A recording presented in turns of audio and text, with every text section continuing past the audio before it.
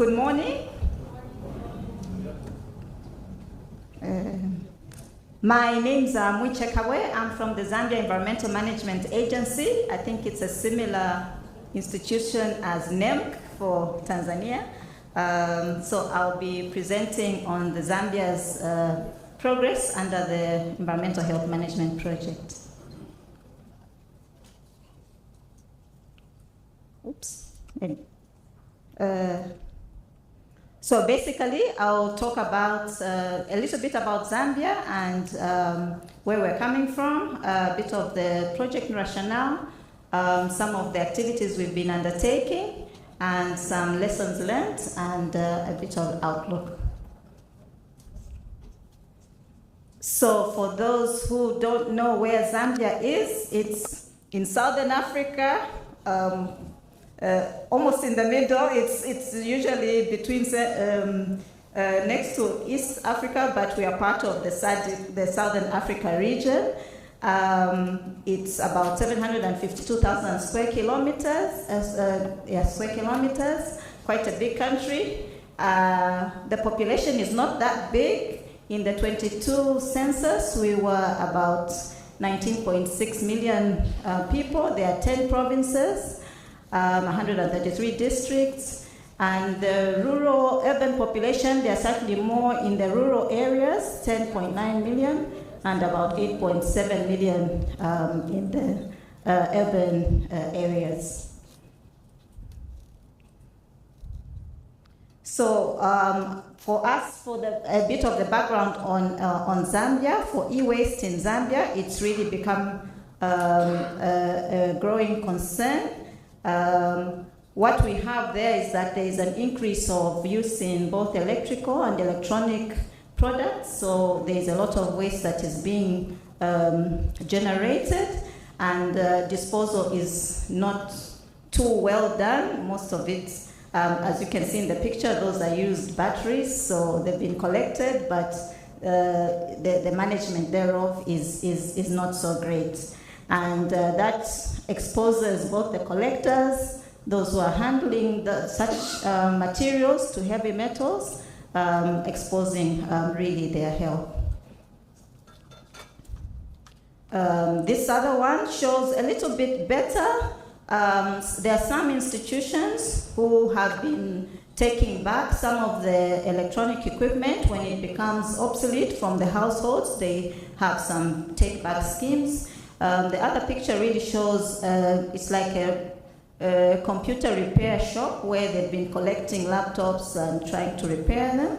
And as regards waste generation, in Zambia it's estimated at 19 million kgs in 2019, and for 2022 approximately 22 million kgs. And as regards to environmental pollution vis-a-vis e-waste, we recognize that some of it may find itself at the dump sites. And as you can see, when we burn wastes, electronic waste, other solid waste, we release unintended persistent organic pollutants. And at the dump site also, we have people collecting other waste so that they either resell or reuse in some way, so they are being exposed to these toxins that are being produced. So we find that the production of the UPOPs, or the dioxins and furans, are another major concern for Zambia, especially because of the poor management of solid waste practices and also open air burning. And this, I think, has been mentioned before. When we burn that waste, we are polluting the air because of the releases of toxins and dust particles. Some of the heavy metals that are found in electric and electronic waste find their way into the soil. And also water pollution, as some of the heavy metals can leach into groundwater, affecting those resources. So as regards to Zambia, the rationale behind us going into this particular project was that we recognize that e-waste is one of the critical pollution management issues that we are facing.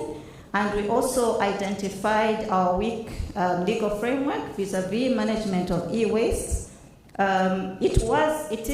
It was mentioned in the Primary Environmental Management Act, but we did not have detailed regulations to manage the e-waste. Other issues that were identified include inadequate infrastructure for proper treatment and disposal of e-waste. And we also recognize that when it comes to monitoring and awareness, that has also been quite inadequate.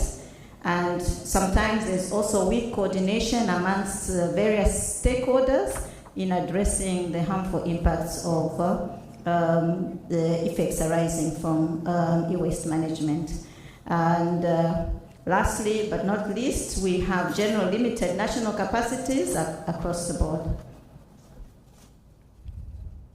So for the EHPMP project, it was basically to strengthen our institutional capacity as Zambia to manage and regulate UPOPs in e-waste in Zambia. And they are basically the four components. So component 4 is basically project coordination and management.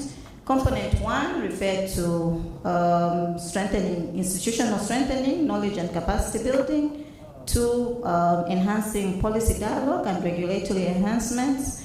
And 3, demonstrating applicable technologies that could be used to reduce environmental health risks associated with solid and e-waste. So, in addressing those components, the project has been facilitating direct investment into waste and e-waste collection.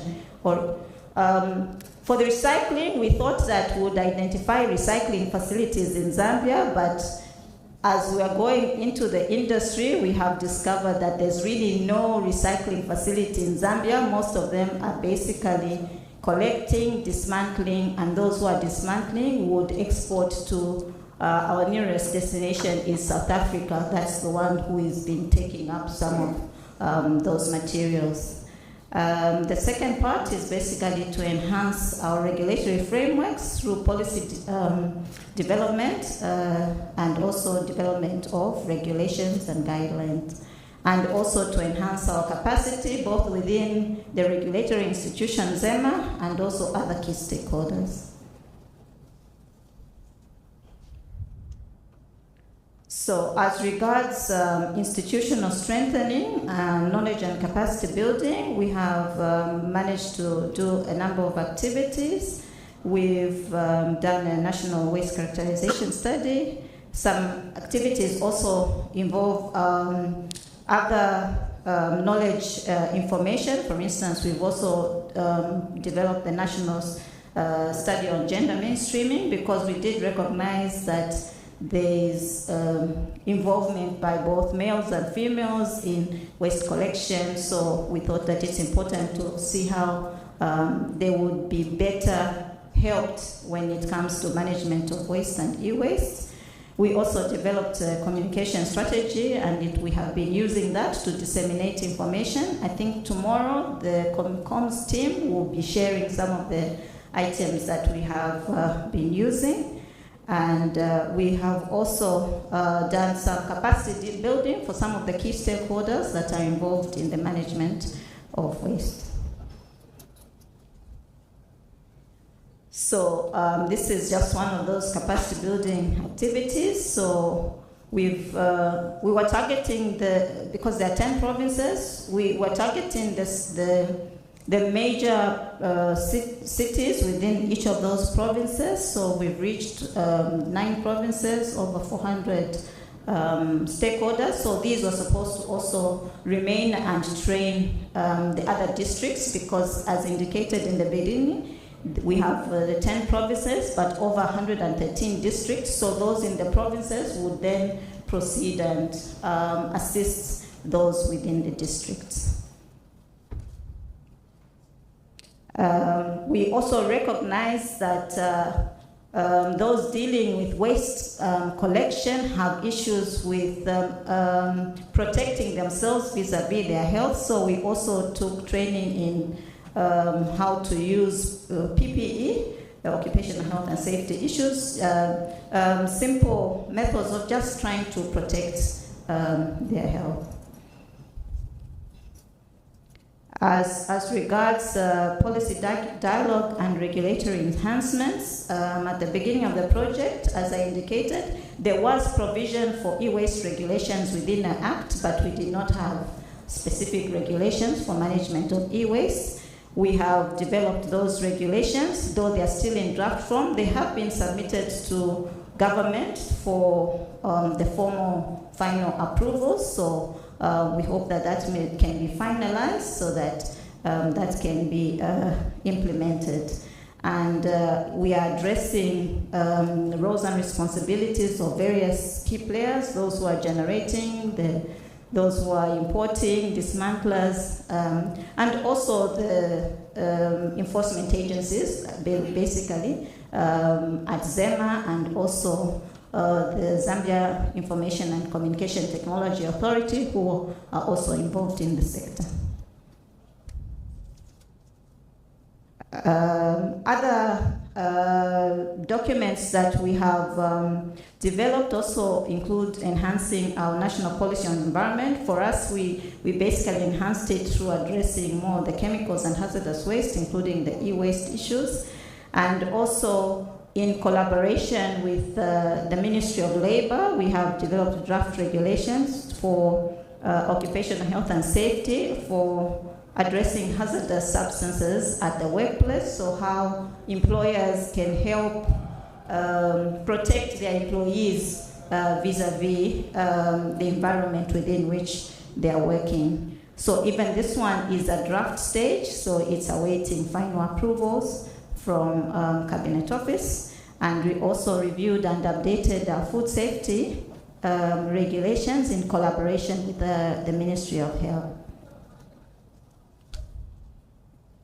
For us, we also engaged with the Ministry of Education to try and enhance the curriculum. So we developed a framework, and this year, the Ministry of Education has been revising and updating the school curriculum. So they have included or updated the school curriculum from primary to secondary school to include some of e-waste, hazardous waste, and other environmental issues within the school curriculum, so that based on age appropriateness, that those topics can start to be taught within the schools.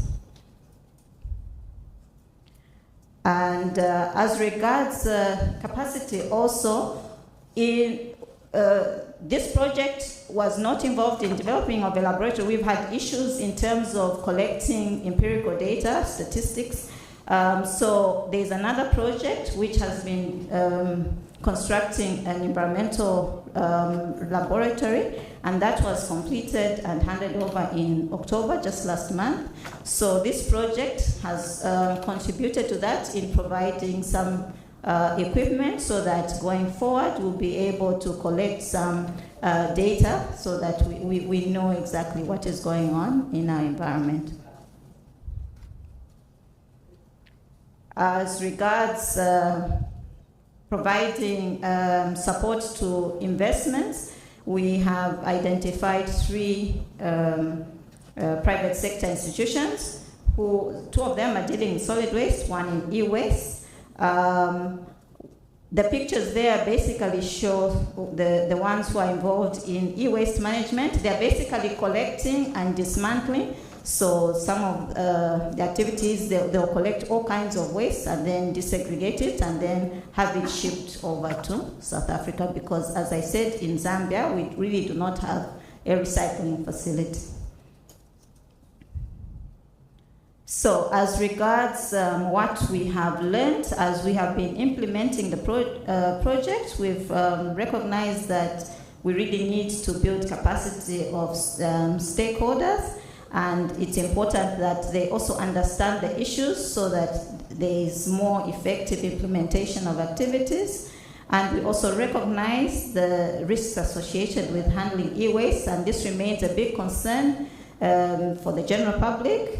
So further monitoring, awareness, and capacity building is required.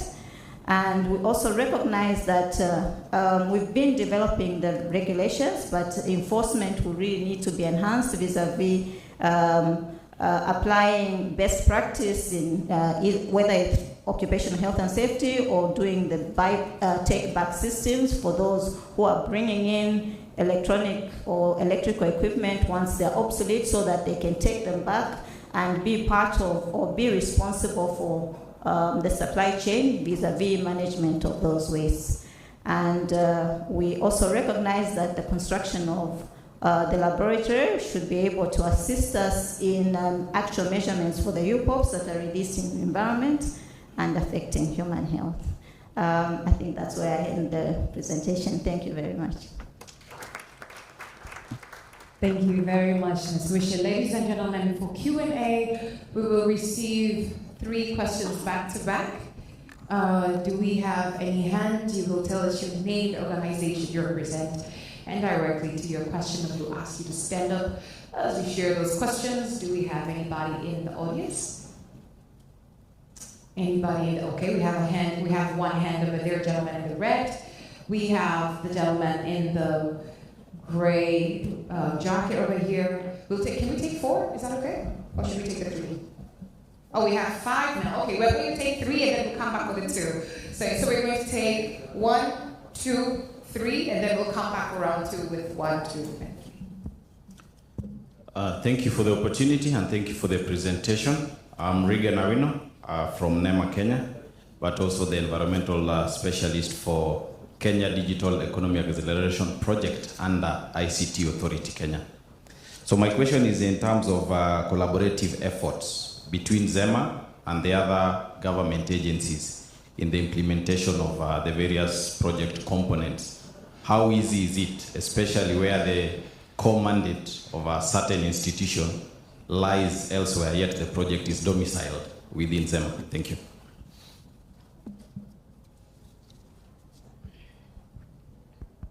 Hello? We can hear you. You can hear me? I'm Rose McKenney from State Mining Corporation. I work as a Safety and Environment Manager. I'm also a technical committee member of EHPMP. Thanks for the good presentation.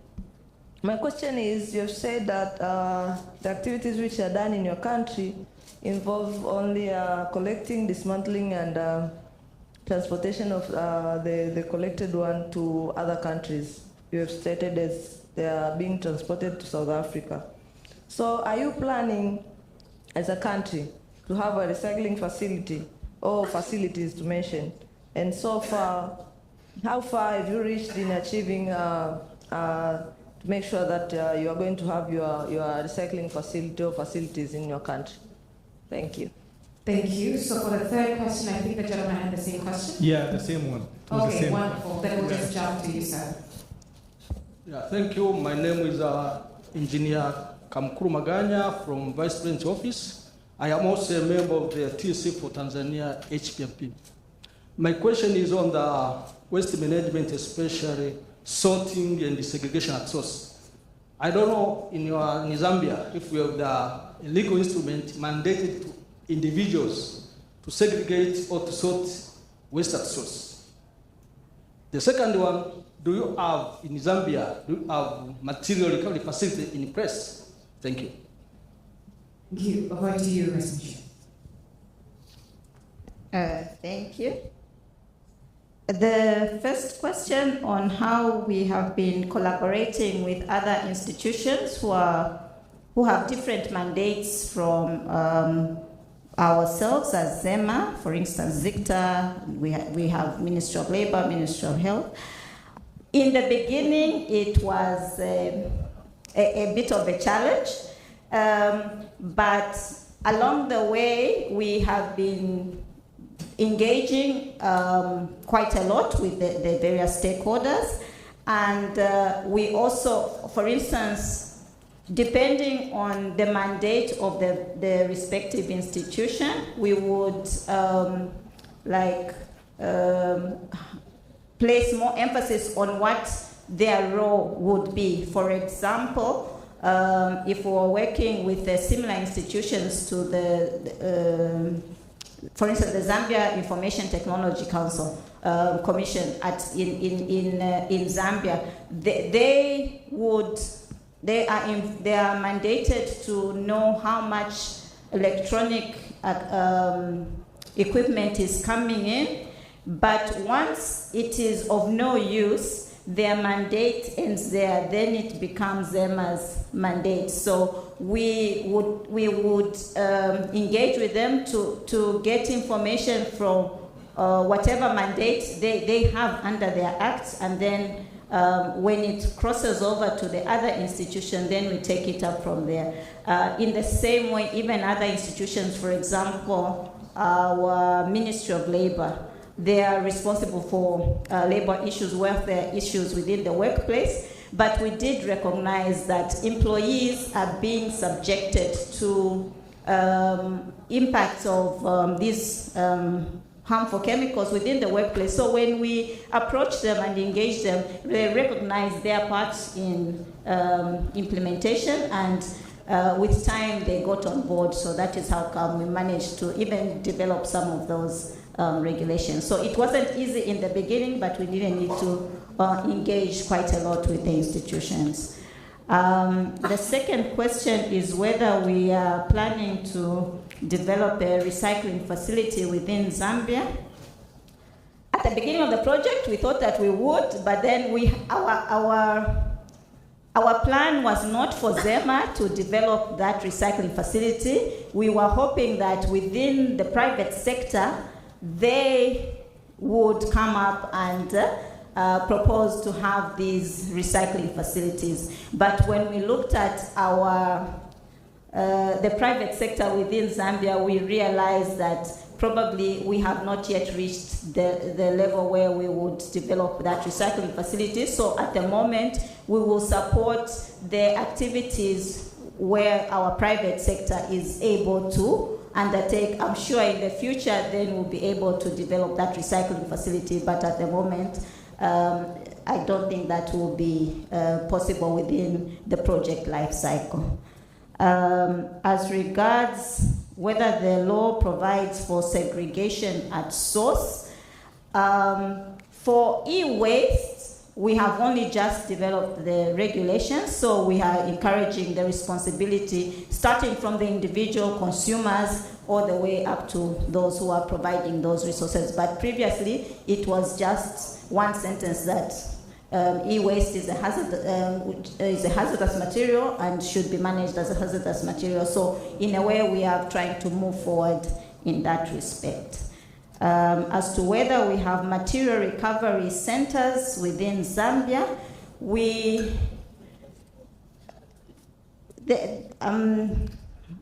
we tried to develop, I think there are 2 centers which are supposed to be material recovery centers, but they're really rudimentary at the moment. So even those would need to be enhanced. Yeah, thank you. Thank you very much. I give her a round of applause. Yes, don't go down to the applause. We still have 2 more questions. We have 2 more questions. So we had a question from Mr. Anil, then we'll go to the gentleman in the back. I'm just looking at the sequence. The gentleman in the back right there, and then we'll come to you. Thank you. Thanks for your presentation. That was very interesting. You kind of partially answered what I was going to ask, but I'll ask anyway.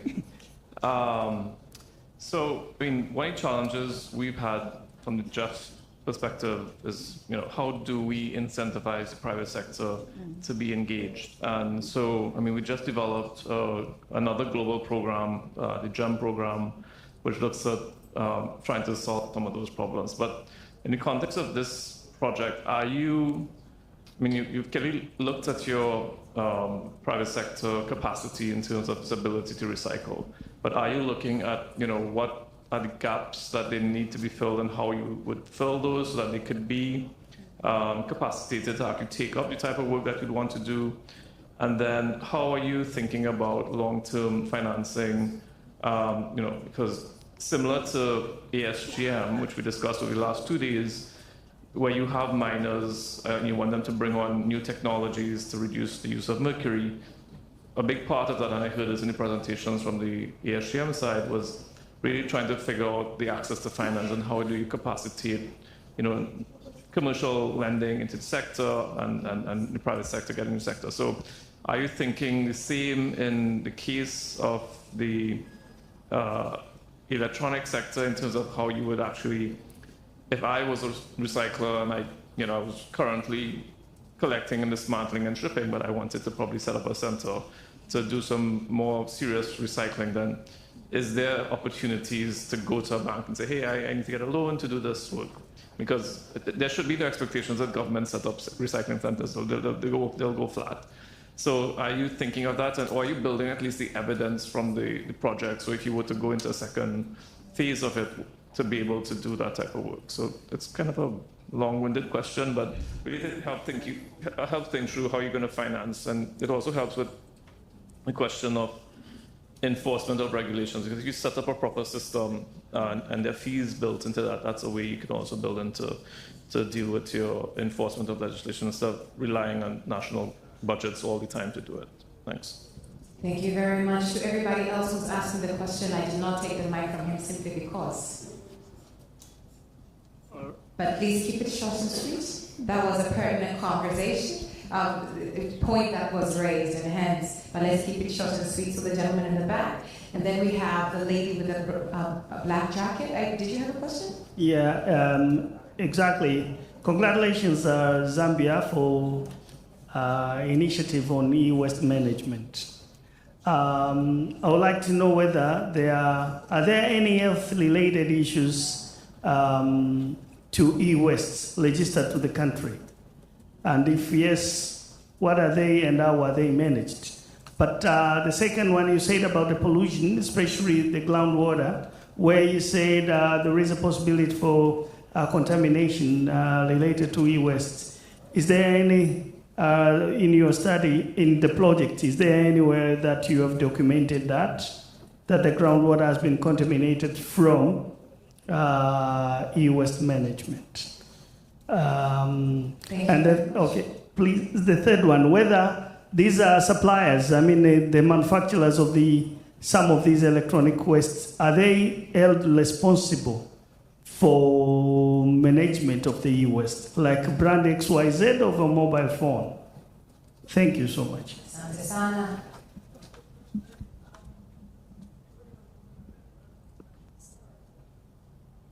Yes, thank you very much for the presentation and the great work you're doing in Zambia, and that really is an impact for Africa as a whole. Thank you very much. I have two to three questions. One, what has been the sustainability approach that you've taken, noting that financially it's very difficult to create awareness, do capacity building, and all that it takes to ensure that this e-waste can be contained.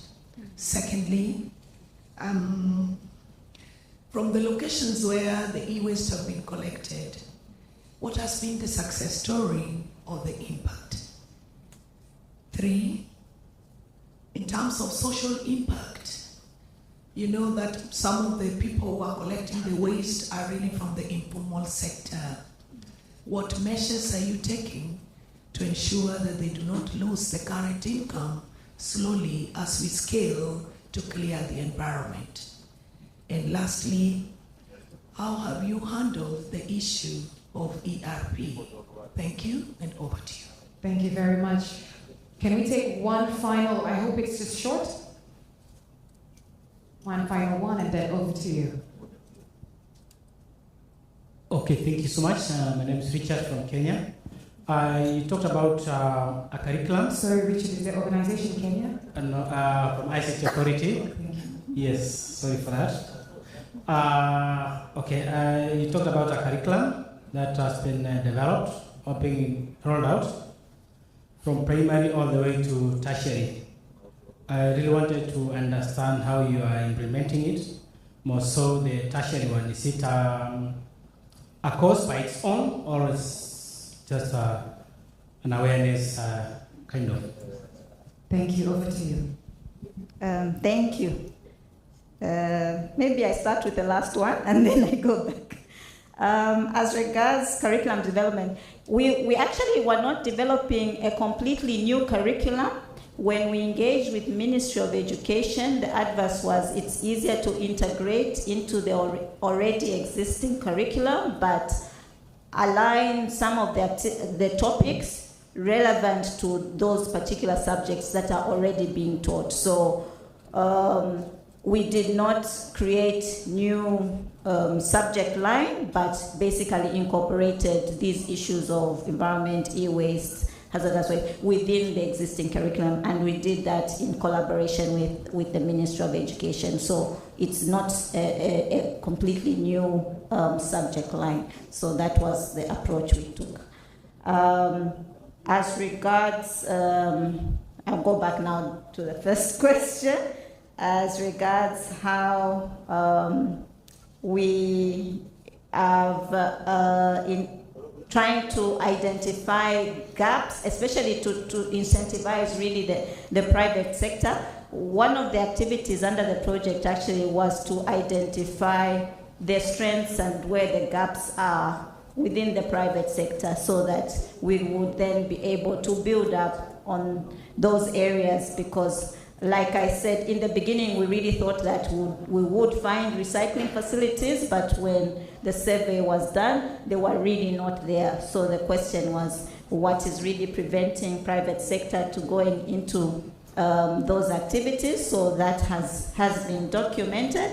I think the other side of it also is the market. Zambia is, there are 20 million people, and then only about 10 million, 8.9 million in the urban populations who are easily accessed. So sometimes the private sector also want to look at their market. They may start, but then how sustainable would be continuity unless they look beyond Zambia as an initial market to probably the region, because our own market might not be sufficient for them to be profitable. So, but we have been identifying gaps, so that going forward we can try and see how we can help our private sector really improve.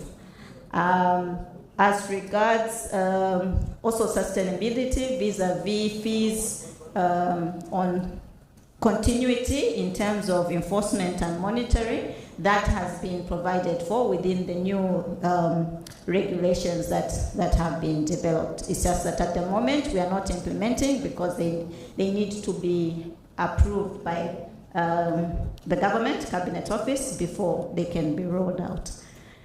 There was also a question on whether we have been monitoring groundwater pollution directly related to e-waste activities.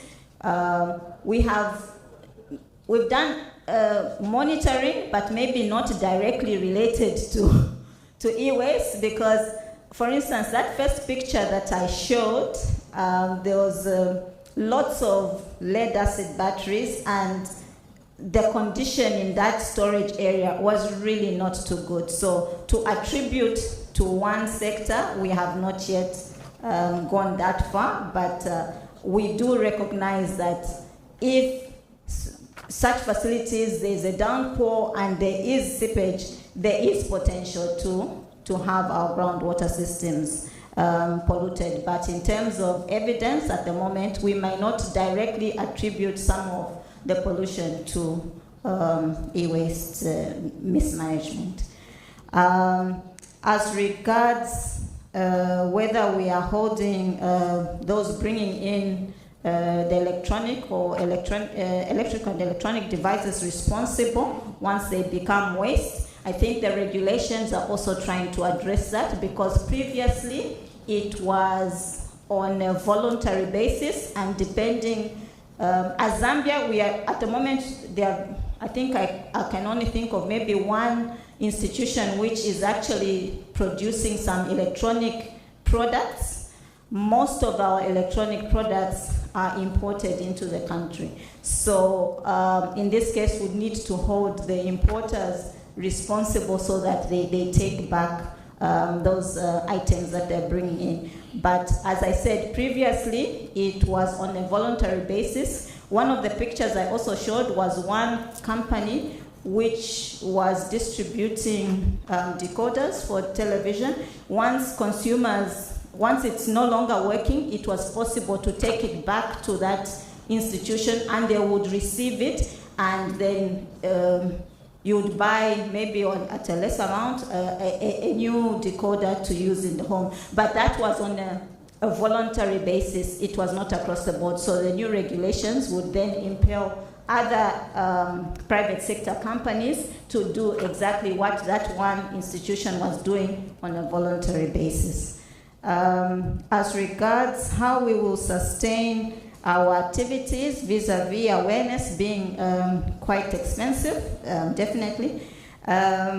Within ZEMA, for instance, and as we also engage with other stakeholders, I think it's a collaborative effort. Awareness should not just be within ZEMA, so all the other institutions we're working with, we would also want them to pick it up and take out that message on how we should manage our electronic waste. So in addition to our ZEMA as an institution, we have also encouraged the other sectors to continue with the awareness also. As regards success stories on impact, I think it's a little early, but then for the one who is collecting electronic waste, they've managed to also work with some of the schools to have education talks at schools and get the children to go back home and talk to their parents and bring in some of the electronic waste, electronic gadgets. So in terms of the homes, they are clearing out where they have stored some of these things, but as a positive, it is going to a proper place and not just being taken into the dump site or being thrown into the bin. But I think we need to document a bit more on success stories. And how to address measures, especially for the informal sector. Definitely they are the ones who have been collecting and selling on a very small scale. For those at the moment, they are being encouraged to take and get some income out of taking back electronic waste, but also to encourage to diversify into other activities. But I think it's a little early for us to say much on that. Yeah. And ERP is I believe this is extended producer responsibility.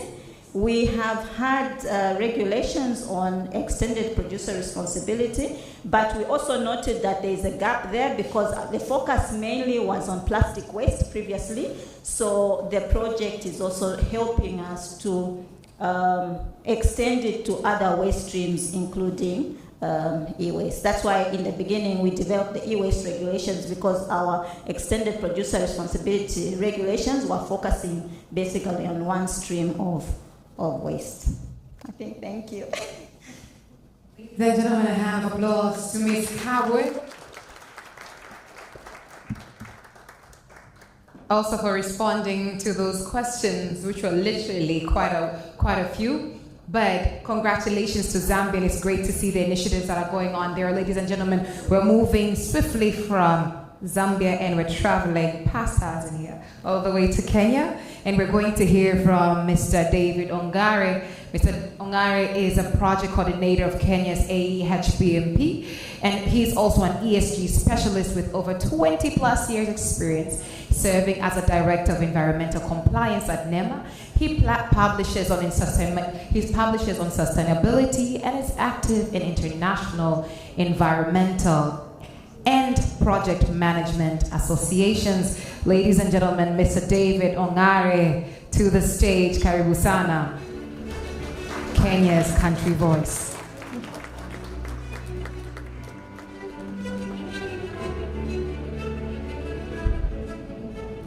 Thank you very much. My name is David. I will be presenting on the scenario in Kenya together with my colleague Newton Osoro.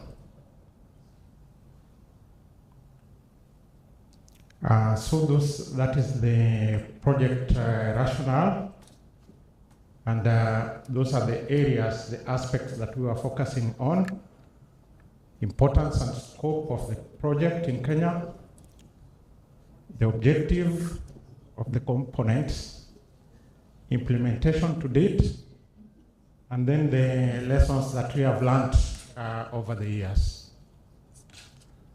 We have been able, within our regulations that we have on e-waste, and to do the definitions of these problems. That is the draft e-waste regulations that I think are being gazetted this year, and the others, and we have been able to document the magnitude of this problem within the country.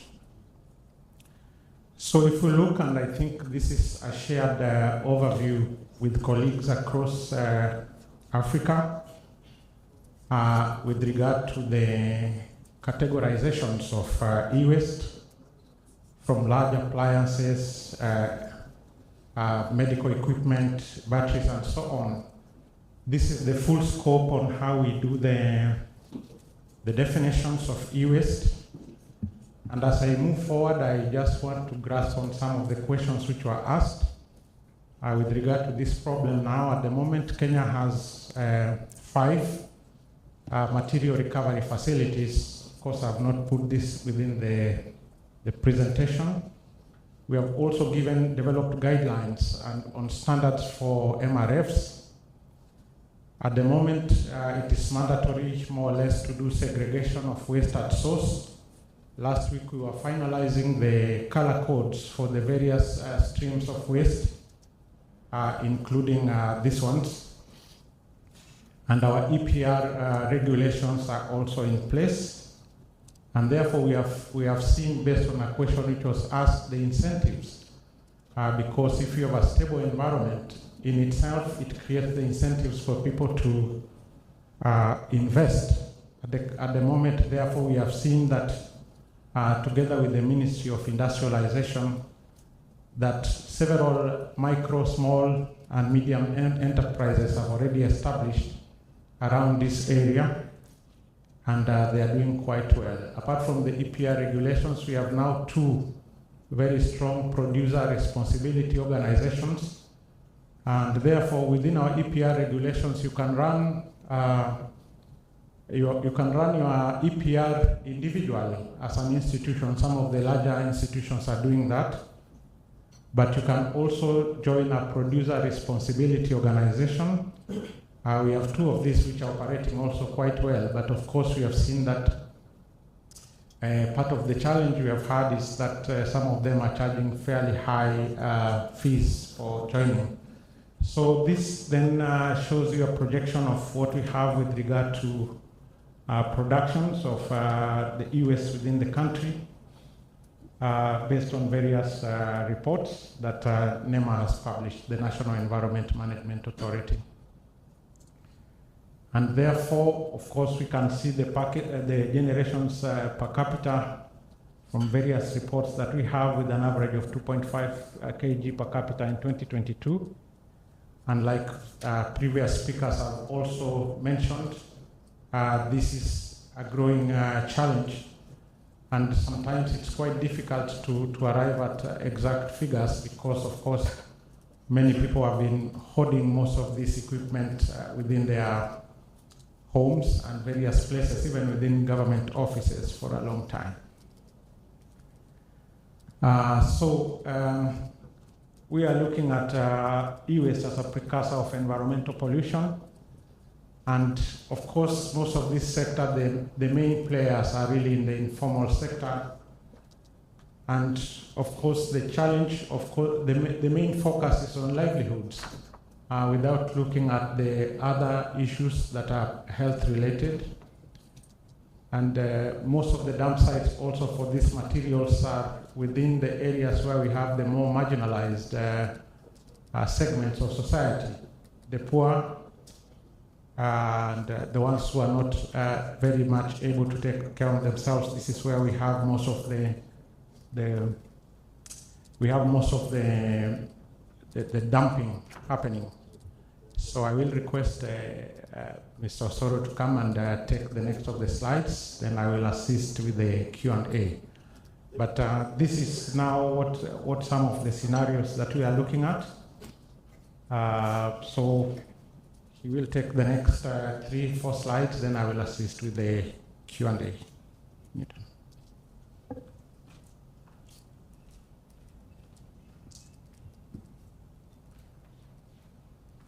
Thank you, David, for the introduction. So just like our colleagues from Zambia, we experience these impacts from e-waste through the air pollution that arises as a result of the open burning of waste. This has also been observed in various studies, like our colleague asked in water. We commissioned a study to just ascertain the level of UPOPs and the impact of these recycling facilities. And the findings of data collected upstream and downstream were evident. So that is in air, soil, and water. This seems to be common across Africa. Maybe we'll hear from Europe how different it is. But the open disposal of waste, we have a big dump site in Kenya, in Nairobi, right at the capital city, where we have these waste pickers trying to get valuables from there. And as David said, the way to go has been gazetted in the legal framework is to have material recovery facilities and convert these dump sites into sanitary landfills, because of the challenges that are associated, both in terms of environmental and health. And of course, the most vulnerable groups are the ones whose level of income is fairly low, and commonly the children and women are quite vulnerable. So the project development objective for this program was to strengthen the institutional capacity so that we are able to manage UPOPs and e-waste. So the bit of finally, our hope is that we contribute to the reduction of the reduction of the toxic equivalent within the 5 years of the program. Of course, just like the others, we also had 3 major components in addition to the management. There was the component on institutional strengthening. There's the bit on policy dialogue and the demonstration of the technological tools and economic approach. Under the first component, we've been able to do a lot of awareness to various stakeholders, could be regulators, the Revenue Authority, the standards body, we call it KEBS, the Kenya Bureau of Standards, Revenue Authority, the recyclers, where we are really pushing them to get into associations so as they can access the funding. So quite a number of knowledge sharing platforms have been undertaken, and including the judiciary. I think for the judiciary, that is a major achievement, because most of the laws keep being reviewed or being gazetted, and therefore we think it's important to have our magistrates and judges acquainted with the environmental law. Then under the second component, the major achievement, just like David has indicated, we have quite a number of regulations that have been formulated, and it's taken quite some time. It is not easy to have a regulation gazetted, but we are at the tail end because the development has been undertaken, the Attorney General's office has cleared. We just await for gazettement and submission to Parliament, because the explanatory memoranda for these regulations has also been drafted and submitted. There is a regulation in extended producer responsibility. There is a regulation in management of toxic and hazardous waste chemicals. And just to highlight the way David has said, we have an act, the Sustainable Waste Management Act of 2022, provides for each producer, whether you are local or you are importing something, you have to take care of your resultant waste. So that is all the EPR regulation is all about, and administratively, the producers have established producer responsibility organizations.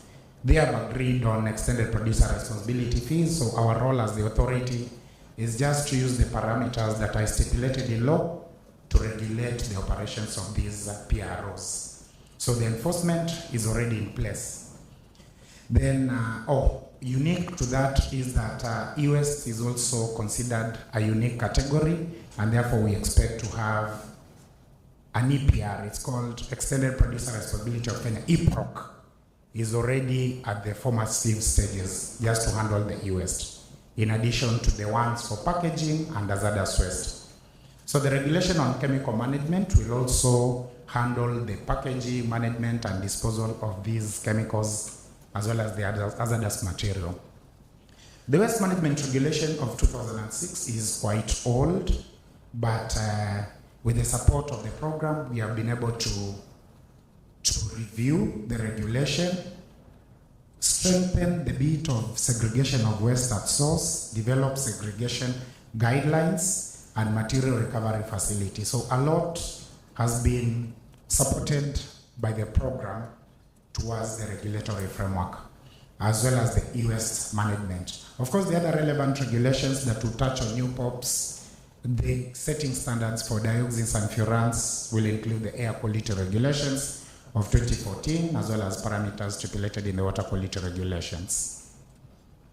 And at the third component of the project, key, since this is about the demonstration and application of technological tools, key is just to set up the e-waste collection facilities.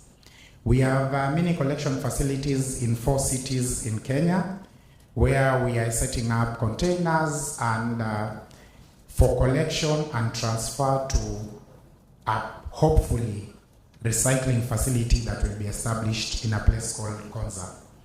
And of course, the hoarding of waste in our homesteads will only be addressed through enhancing public awareness on e-waste management.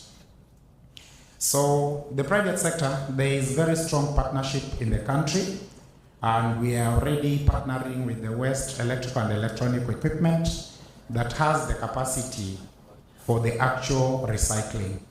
They are actually doing it, so we intend to upscale and regulate a bit details in what they are doing. Of course, there is the problem of disposal of the resultant fractions, what they are not able to handle. So currently, the resultant waste is exported for disposal. And that is why, again, we hope in upscaling the program, we hope to establish a sanitary landfill at Konza, which is a techno city, because this is a problem that is with us and we have to get a solution. Then we've talked about establishment of those facilities in Nakuru, Kisumu, Mombasa, and Nairobi, as well as the recycling center. So David will come and give a conclusion as we get the lessons learned. Thank you.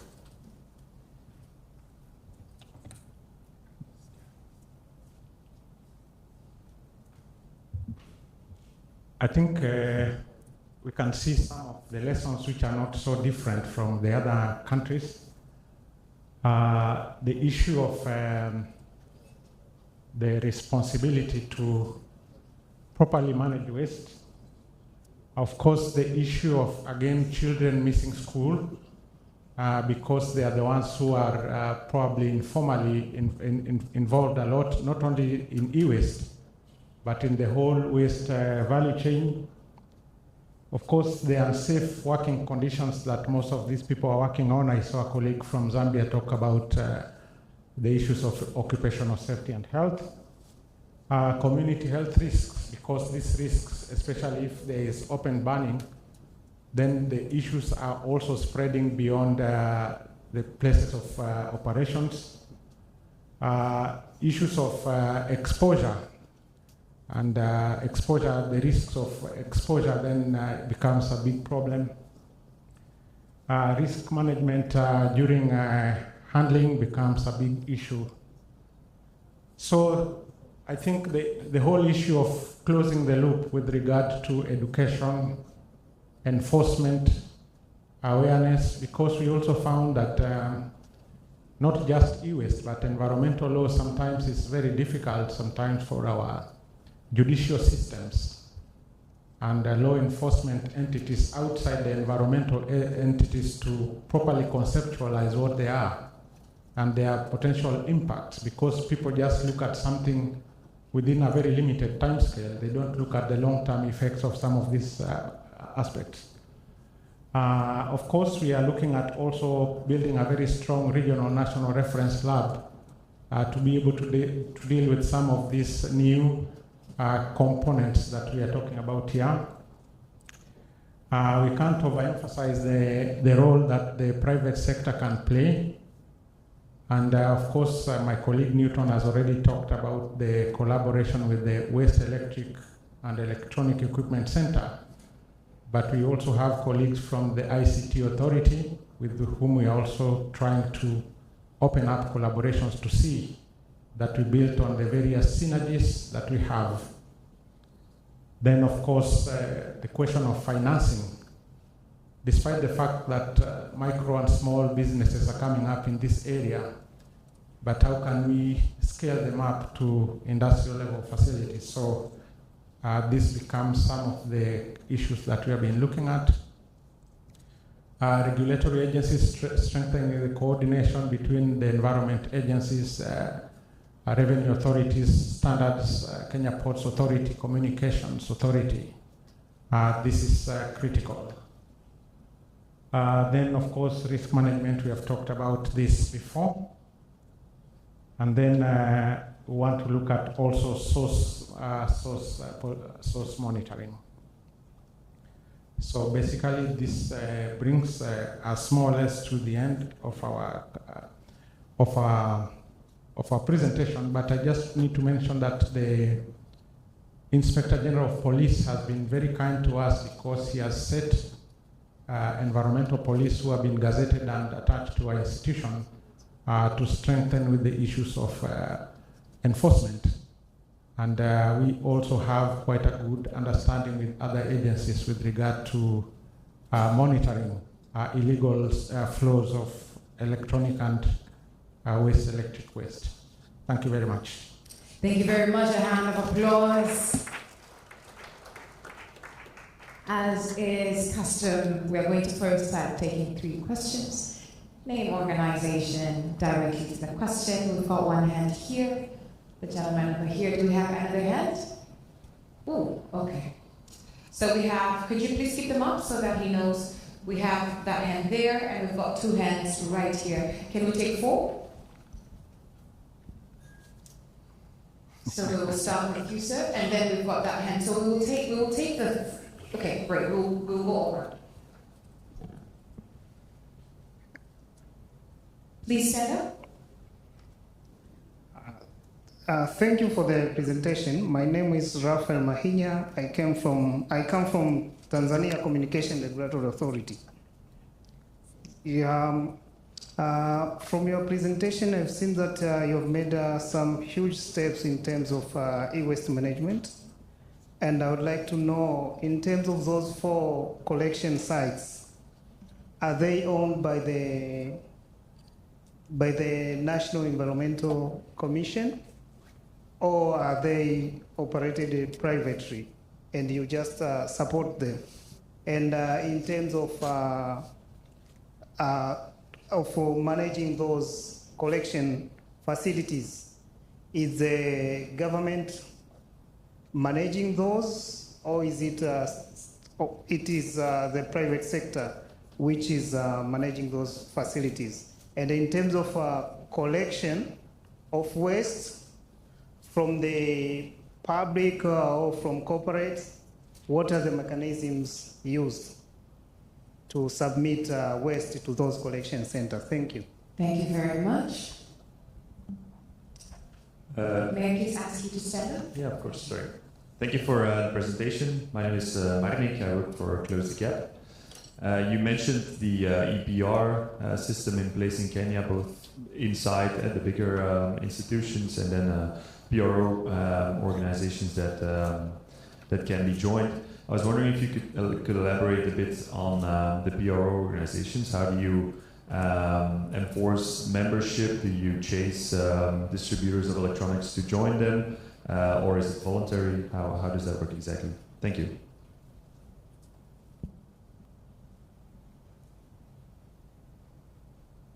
I believe there are two hands right here, back to back. Yeah, thank you for the good presentation. My name again is Onosfori Kamkuru from Vice President's Office. Yeah, my question is about MRIF. You have said already we have established the 5 MRIF. So I want to know if you have done any study to know how much waste is now not reaching the landfill or dump site, so that we can compare with the before MRIF and now we have 5 MRIF, so we can know how many percent or tonnage which are now not retrieved from the waste stream. Thank you. Thank you very much, Professor Stefan. Yeah, good morning, everybody. It seems I'm allowed to play again. Okay, because normally you don't let me. Okay, so thank you. Yeah, you're still smiling, but at the end of my question, you will not smile anymore. That's the problem. As a pediatrician, of course, I'm concerned about child health. And as Ernesto said the very first day, it could be that environmental pollution is the main cause for disease in some low and middle income countries. So I have the question to you in Kenya, David and Newton. If we look at the endpoint child health, a child is born today and will live 80 years. But this project only goes on for 1 year. So how do you want to achieve in 1 year that this problem of e-waste is done, so that these children can grow up in peace and quiet? So, or is this not the end point? I mean, this is a question to all of you. What is the end point of this project? What do we want to achieve? And I'm sorry, you mention a lot of regulations in this paragraph and so on, but don't we lose the perspective? And given the perspective, you want to build lab capacity, which I find fantastic. But my experience from other countries is that you can't build lab capacity within a day. So do we really have enough time to reach the end point, or don't we have to give us time again? And I'm looking here in the direction of Jeff as well, because this is the question: are we finished when we're done with this project or not? And this is, maybe you want to answer, David. You don't have to answer. You can take it as a comment or as a question. Thank you. Thank you very much, Ms. Ongaro. Over to you. Thank you very much. I think there was a question from Raphael from Tanzania. We are looking at these collection centers to be run on a PPP model. Therefore, what we are doing is to build, own, and transfer. So we do not expect that NEMA will be running these particular facilities. There was an issue from Close the Gap about the PROs. Are we enforcing them? You don't have to join a PRO. You can run your own EPR scheme. So you have 2 options within the regulations: to run your own EPR scheme or to join any of the pre-existing ones, depending on what makes both logistical and economic sense to you. Of course, I did mention in my presentation that the PROs have also a new development has come in, because some of them are looking more at their bottom lines rather than the environmental objectives. And therefore, sometimes they could end up setting very high fees for joining, for membership, which then ends up defeating the environmental objectives. So we are, because it's a new area from which we are learning.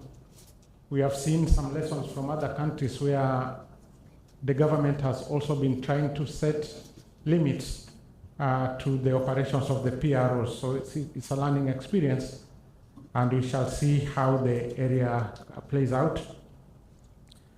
Ms. Samukuru from the VP's office about the baselines with and without the MRFs. As I mentioned, this is a very new development. We only had this coming into place a couple of months ago, so we have not been able to properly monitor then what the variance, if you want to call it that, the impact or the effect of having the MRFs in place vis-a-vis not having them.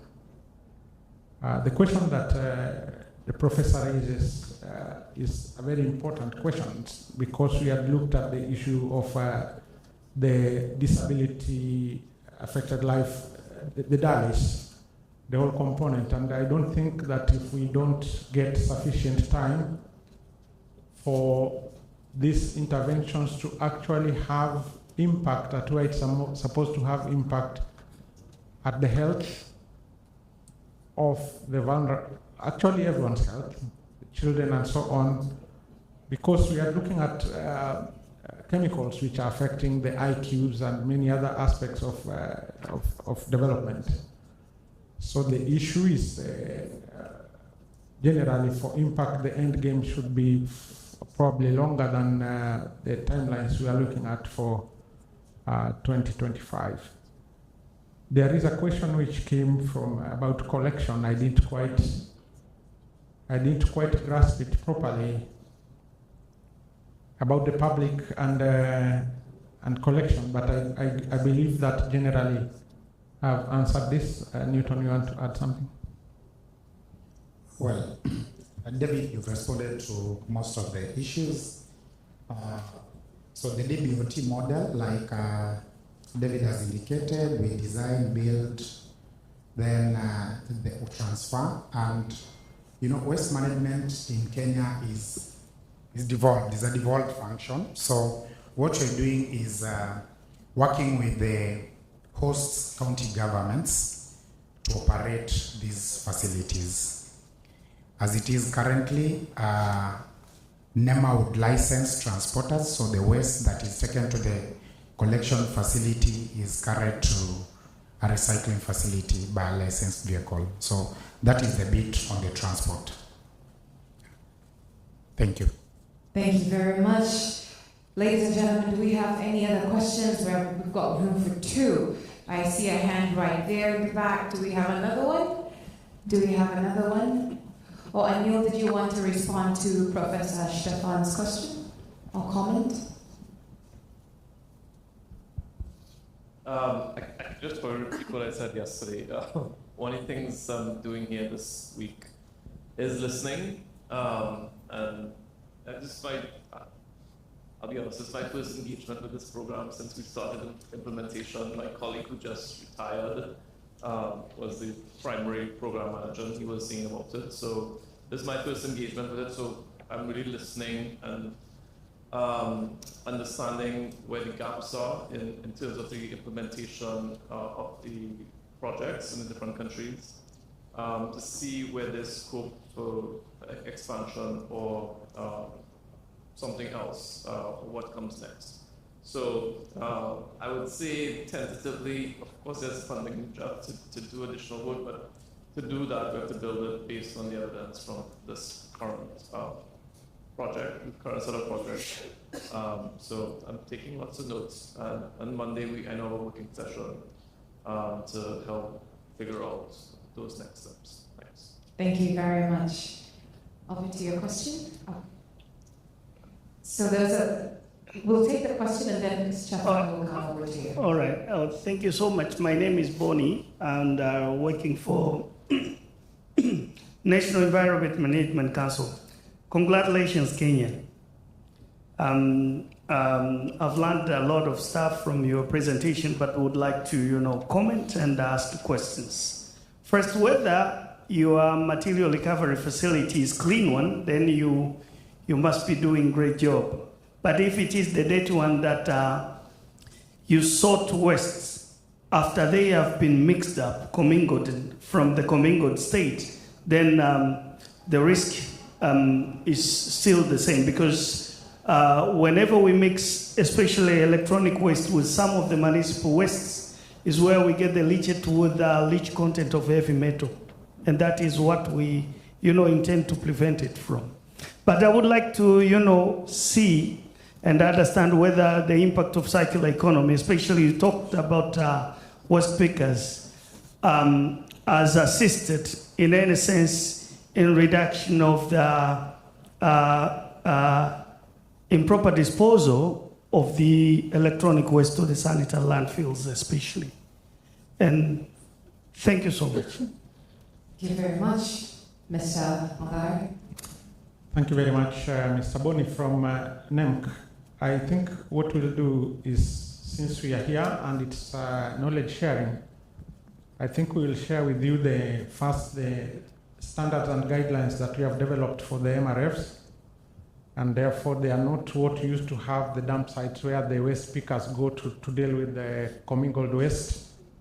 I did mention that within the regulations that we have, and we also have the color codes, therefore there is segregation at source before materials move out of the generation centers.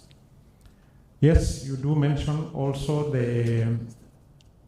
how is this affecting these waste pickers who are at the bottom of the food chain.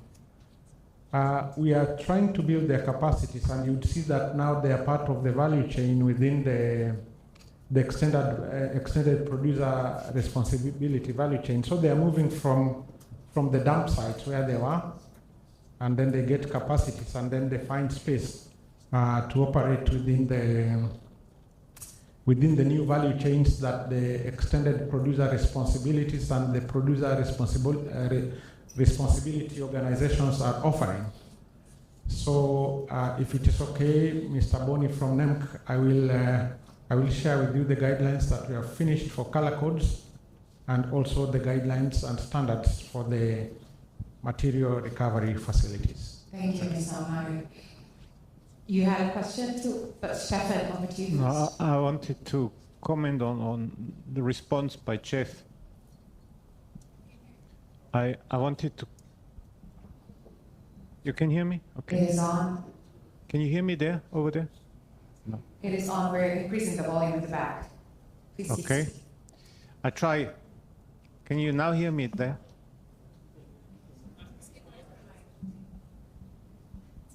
Okay, now it's fine. I fully understand that Jeff has to be very careful to give money or not. It's the money from the international taxpayer. I'm one of them. So I absolutely appreciate that you say very carefully. I'm listening very carefully to what you all say, and we make a decision based on what we see here. I absolutely understand. But at the same time, when I listen to Zambia and see, okay, the responsibility of the producer for e-waste.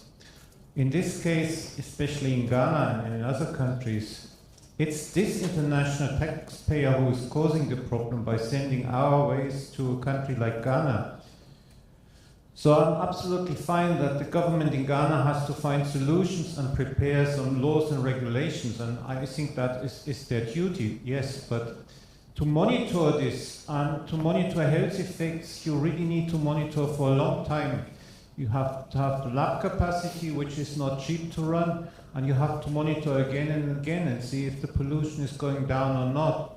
For example, DDT was forbidden in Europe a long time ago, and there was a good monitoring program for DDT in breast milk, and it showed how efficient the interventions were. Levels in breast milk really went down.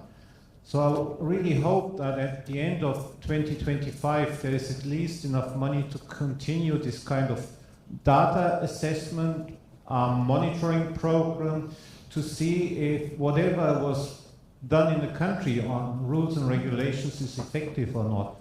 And as an international taxpayer, I think this really cannot be burdened on the country as such. And looking at the health budget, for example, from a country in Africa, we cannot expect that they can take this burden. So I really hope that Jeff finds a solution to support this in a long perspective, not only shortly. Thank you. Yeah, thanks. Actually, we just approved in June this year the expansion of the global monitoring plan, which you referred to, where we do monitoring in different media, including breast milk, So it's now the Global Chemicals Management Plan, so we're covering the Minamata Convention as well. That program is going to be rolled out in all the regions that Jeff works in, including Africa. So that should be starting next year. So the ability to collect that type of information that's necessary for monitoring essentially the effectiveness of the interventions that countries are taking to implement the different conventions is being done, and that continues. That's something that we've funded over multiple replenishments now. And then also on the topic of electronics and electronics management, it's one we've been working on over several years and looking at really what's the best practices and solutions to address it. It is a slightly tricky situation. It's not only domestic. You do have countries, particularly in this region, where you have a large importation of second-hand equipment that's really waste that's being dumped in the continent. And so we just also in June approved a new global program. It's small, but we're starting to look at electronics as a commodity rather than a waste. So we're trying to change the narrative as well in the global community to help retake the valuable materials from them. But one of the things from that one, just like this program has a regional coordination program which brings all of you all together to coordinate and share knowledge. At the global level for that program, we also have a similar thing, but one of its functions is also to interface with the producers of electronics and start having the conversations in terms of how do you design electronics in a way that, yes, they will need to have some hazardous components in them because that's functionality required from certain types of chemicals and certain types of materials. And unless we have some leaps in technological advances, it's going to be difficult to replace them. But to have those conversations so that the design of the equipment itself can be done in such a way that it's easier for recyclers in countries to be able to identify where the hazardous components are, pull those out, and then the rest of it you can easily return into the original material supply chains. So that program will start next year at some point, or maybe even a year from now. It's our colleagues from UNIDO, we asked them to come to this meeting because they're the lead agency for that program. But over the next couple of years, we'll be working in a more focused way on electronics and electronics management. And a lot of the knowledge from this program as well will also feed into that, but will also help us build new projects in different countries to address e-waste. Electronics management a little bit better. Thank you so much, Mr. Sukhdeo. Okay, thank you once again. It is Raphael again from Tanzania Communication Regulatory Authority. As we have been discussing on the issue of sustainability of those e-waste management programs, I was interested to know from NEMA, in terms of your regulatory framework currently, do you have the eco-levy fee whereby you charge maybe per all imported items in terms of electronic and electrical substances or devices which enter into Kenya? Thank you. I think I remember this question you had asked earlier about collections first from government facilities. I have a colleague here from the ICT authority. I don't know whether he's here. Yes, can you say something about the programs that ICTA put in place about collections from government facilities? Yeah, so thank you very much, David. We work very closely with NEMA. We have one meeting where we organize how to do collection, monitoring, and various activities that we do together to support the authority, NEMA, and the environment to clear the waste from ICT ministry itself. Of course, as he mentioned, we are working with various partners where National Treasury, everybody has their responsibility, but in a coordinated manner to make sure that the waste is collected from the e-waste perspective. What we are doing, we kicked off in 2022 collection of e-waste from the public sector. We realize from the ministry perspective, state agencies and the county government, there are a lot of waste because of the regulations that are in place that did not allow them to release the waste in the past. So the PPRA, which is the Procurement Authority or Oversight Authority, is partnering with us to emphasize the need to release the devices. This initiative has released a lot of devices from the ministries. Again, we are doing an assessment under World Bank this year under a project of the KDIP to ensure that we know the magnitude of this initiative, the magnitude of the devices that are existing within the ministries. So that has already kicked off. The only thing now is to look at how do we then, after that, provide a recycling facility, which NEMA will be working on to ensure that we have a recycling facility, and also other initiatives that they can do as from the policy perspective to support us in ensuring we can have a recycling facility, working with the private sector, and also emphasizing the policies to make sure everyone is able to obey and release the devices. So there's a lot of activities. We can sit in a corner and maybe later inform you of what we are doing. But we have collected so far about 20,000 devices to date. We have a center, it's a small one. NEMA is trying to build for us a real facility, a plant, and of course other things to make sure that we can take the waste there and they can be repaired. So one of the things... May I ask you, just exactly as you said, for anybody who would like more information... Right, okay.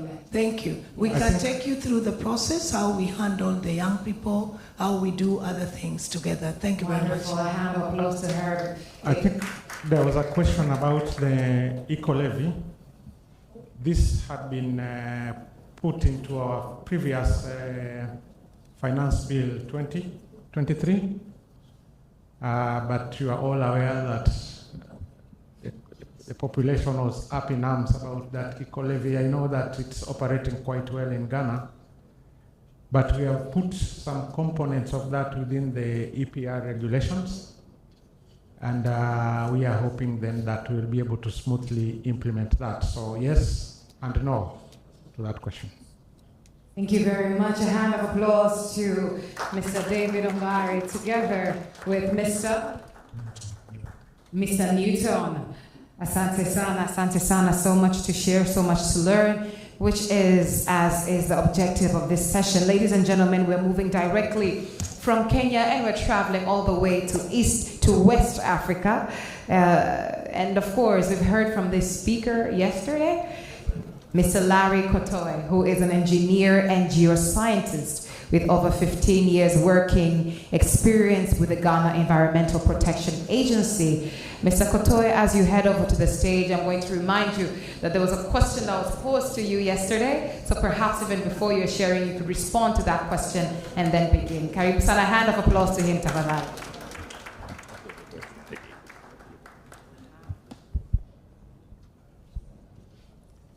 Okay, we've all forgotten the question. No, we've not forgotten.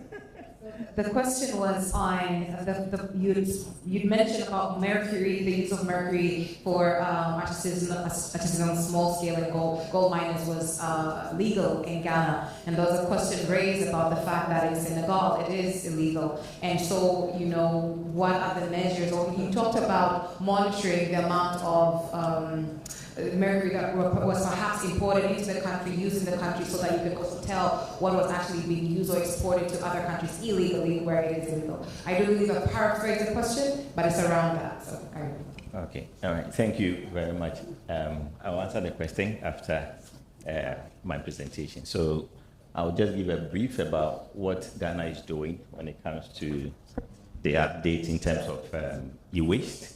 So I think our context is still the same problem with how we receive and also store electronic waste, mainly informal, and then also dismantling, mainly informal. So that's how it used to be. In terms of disposal, it's the same. Collection storage centers, the same context within Ghana. So that is how we started, and I'm sure most people are familiar with Agbogbloshie. Sorry, but that's how it looks like now. So government have taken some drastic measures in terms of moving the informal sector from these areas. As I'm sure my friend Matthias is here. It's been so many years since I saw him. So Matthias has been in Ghana working on e-waste. And Agbogbloshie used to be like this, but now the issue has been cleared, but I can't say that the problem is solved because most of these people have been moved to other areas where we need to also monitor their activities whilst we try to transition them into or integrate them into the main formal sector. Now, in terms of the pathways, these are things that we want to avoid in terms of technical electronic waste item, where you might find valuable items, but also the hazardous practices are therefore us to take note of. So whatever component or whatever material we are dealing with, we might find some useful component, but also hazardous component that we need to be aware of. Again, the pathways, community, environment, to the workers. Over the years, we've been having the issue of workers being exposed already from the burning and everything, but also people living within the communities. And I'm sure for us in Ghana, over the years, we've been having monitoring systems within the area of Agbogbloshie where emissions of these hazardous chemicals were really high. At a point, our system had to break down. So that is the nature of the problem that we had within that environment. And I must say that these are the pathways that we are seeking to avoid, although there are some opportunities that exist within the sector.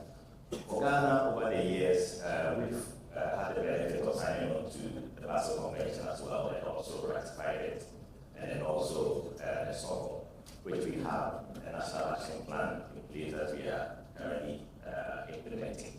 And as part of our framework for imports management. Over the years, we've had the benefit of having the legal framework being developed over the years.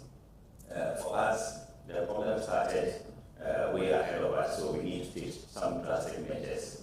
Although we had a environmental policy in our own Act 4902 permitting and everything, it wasn't enough in terms of containing those measures. So we need to actually come up with new regulations, new laws. That's when in 2016 we came up with the Hazardous and Electronic Waste Law, the HAS 917, and also the NI 2250, which actually expanded the scope of the value chain access, identify everybody and their role, and the permitting processes that need to be established.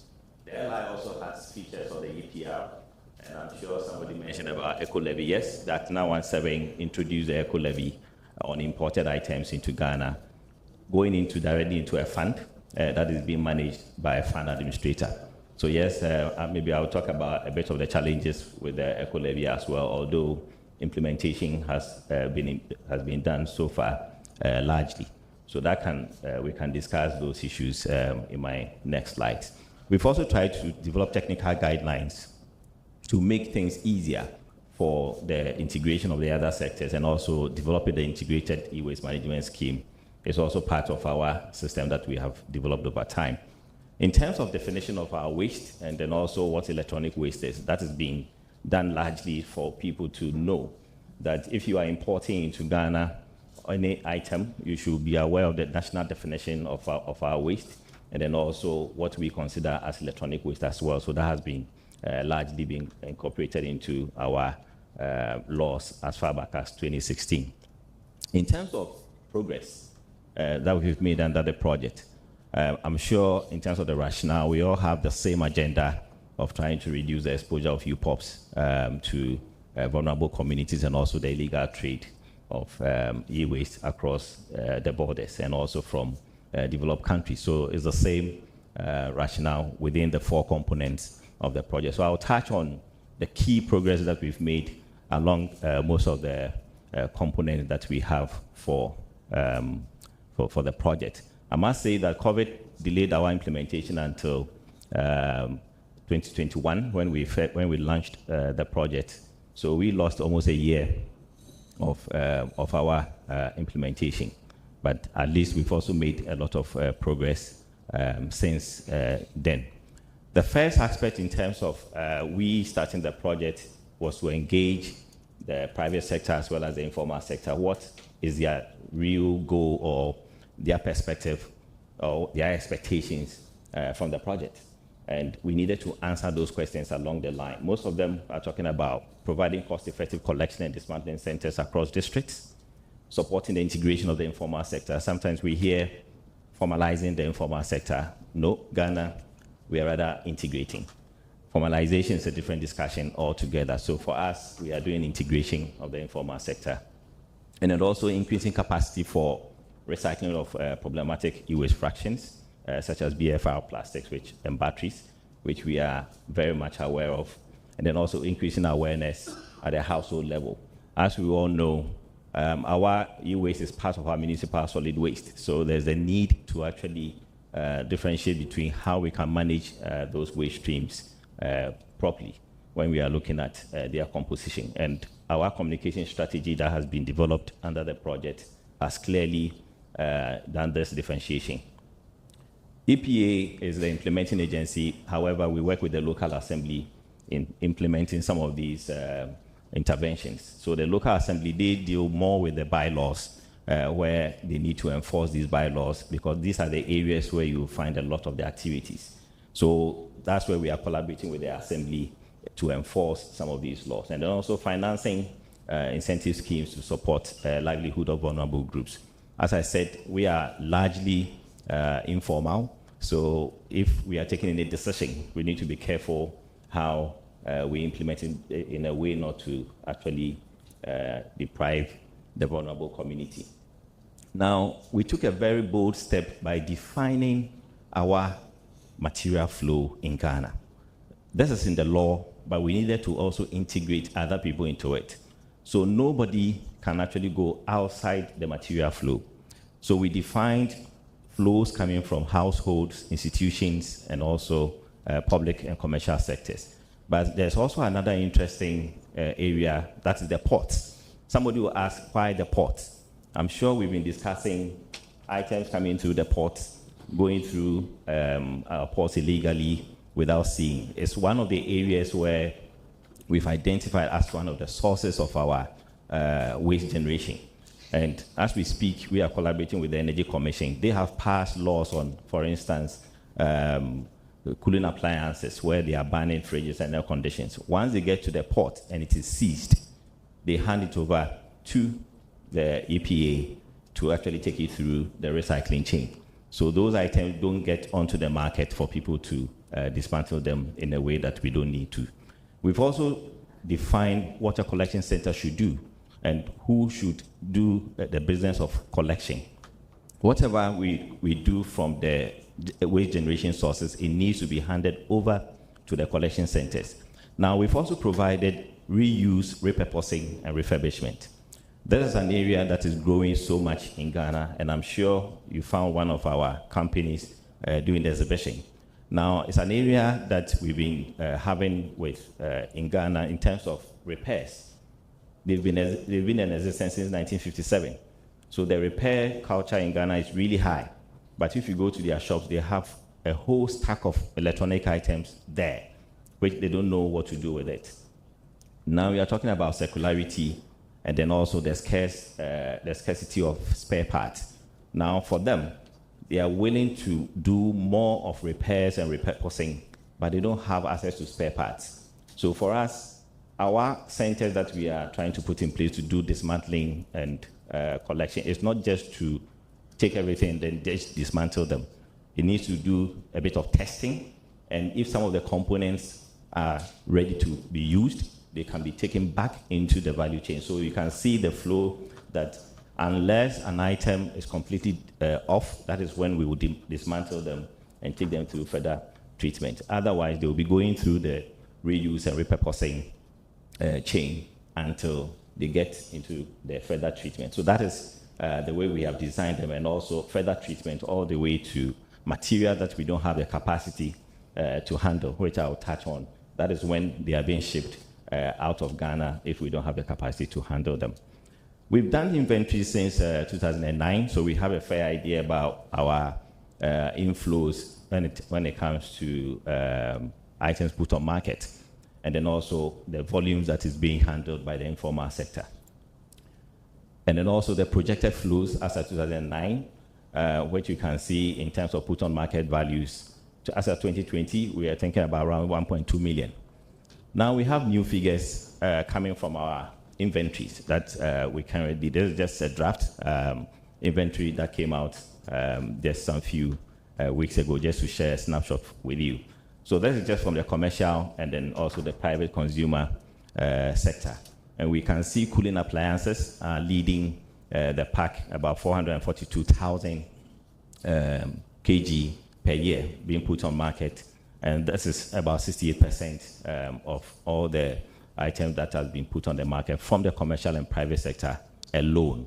So there's interesting figures for us to take to note, so that at least it will also inform our recycling capacity going forward. In terms of regional distribution, we are also having very definitely Greater Accra and then Ashanti region. They are our biggest two regions, and they have the highest regional distribution when it comes to generations. So these are figures from 2023 that we are currently finalizing to inform our policy decisions. In terms of projection, currently we are looking into having per capita 2030 about 31.25 kg per year. That is our projection, and you can see that these are really high figures from where we were in 2009. As well as 2040, we should be around 57 kg per capita. So that is our projection. In 2040, we should be having about 2.8 million tons of electronics put on market from Ghana alone. So these are things that we need to take into consideration and also inform our policy decisions going forward. Now, what does this also tell us in terms of our categorization of activities within Ghana? So we have also, within our technical guidelines, categorized activities at tier 1 up to tier 5. And we are now having capacities up to tier 3. There's one company that is coming up to enter into the tier 4, mainly a treatment facility, but we still don't have capacity for disposal. So in terms of collection, yes, we have very good collectors in Ghana. The informal sector is great in terms of collection. Formal companies are also doing collection now. So in terms of collection, we are doing well. Collection centers is coming up in terms of the private sector, but they still lack a bit of capacity. And that's where the project is intervening with the additional capacity to process and also dismantle. In terms of transportation, yes, we are doing well in terms of transportation, but with the tier 4, tier 5, that's where we are encouraging the private sector to come and support. We also redefined the model collection centers. So sometime in the law, when we say collection center, somebody might be thinking that you need a big building like this, for instance, to be able to operate a collection center. No. So we did a redesign of what a collection center looks like and how they can also integrate into the main project interventions that we are putting in place. So these are prototypes that we are currently promoting in the private sector. The current collections that are even going on in Ghana today, these are the prototypes that they are using as US collection centers. We've also gone ahead to define SOPs, which eventually will be used in our collection and dismantling facilities. So the SOP actually goes into the details of what should be done in a collection center.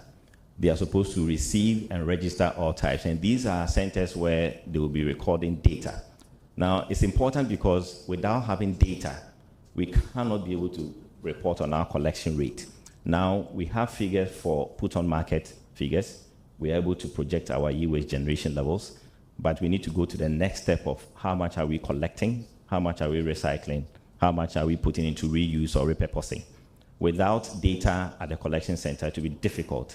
So this is information that SOPs that we have developed for the collection center. So every collection center, as we speak, are having this kind of information that a collector is supposed to send all the items to a collection center, the repair shop and business entities to these centers, and they will do the record keeping so that at least we can have data on them. Now, these collection centers are also supposed to take their items to a dismantling facility. They should not be involved in dismantling, because if they don't have the capacity to do so, the law will not allow them, the law doesn't allow them to do that. So once they collect, they take it to a dismantling facility, and this is the same SOP that has been developed for the dismantling facility. So these SOPs will be available for the centers that we are currently constructing in Ghana, so that at least we can follow best practices when it comes to dismantling. We've done the same also for further treatment. So these are for fractions that after dismantling, for instance, if you have batteries and all that, you have the SOPs to further do selective treatment to some of these items. So when you take a CRT, for instance, after dismantling, you still need to do further treatment. So we've done all these SOPs at the different levels within our material flow diagram within the national system, so that at least we can have a standardized way of doing things across each of the facilities. Now, in terms of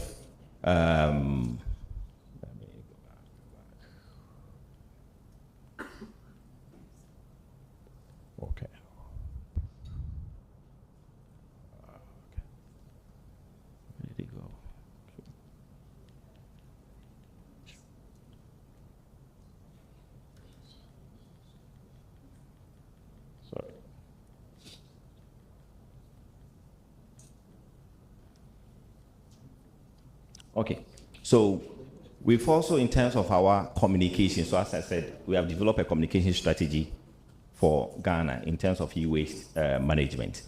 We've done materials in terms of posters, and then also we have materials in terms of how to do dismantling at the various levels. So that is bad practices and then good practices at the various levels.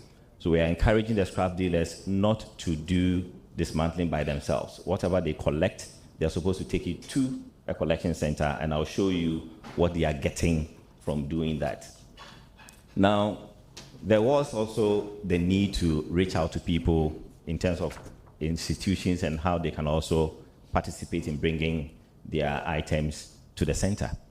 So, for instance, so we have an app that anybody can log on, institutions can log on to request for pickup. Now, you can request for pickup, and then they'll have a driver app also there, and we are only onboarding people that we have permitted, because we have a lot of free riders in the system, and we are trying to get rid of them. If you don't have a permit from EPA, you will not be onboarded onto the platform.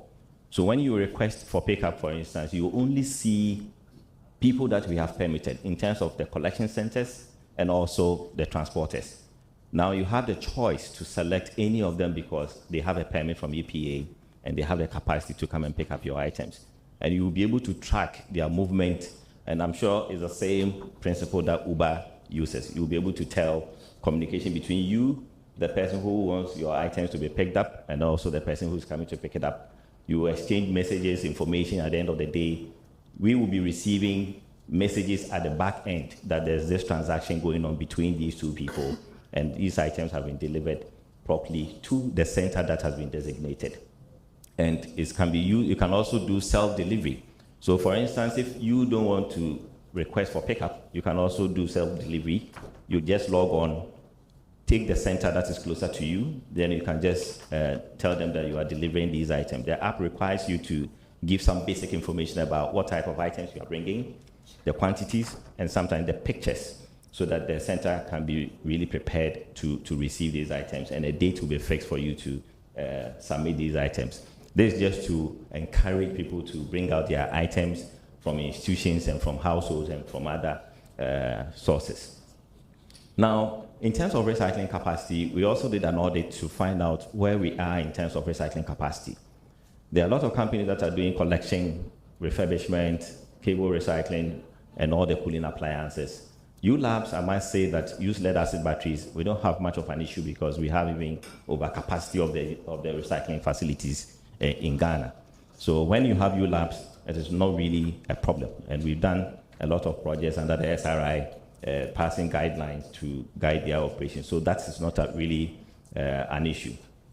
However, we have a bit of a challenge with the other companies who can do further processing. That's why we are taking the steps to onboard only people who have the capacity to participate in the operations of e-waste. Now, how do we integrate the informal sector? We don't leave them out. So the narrative I showed earlier in my slide, where they were banning the electronic items. What we are doing in Ghana now is we tell you not to ban.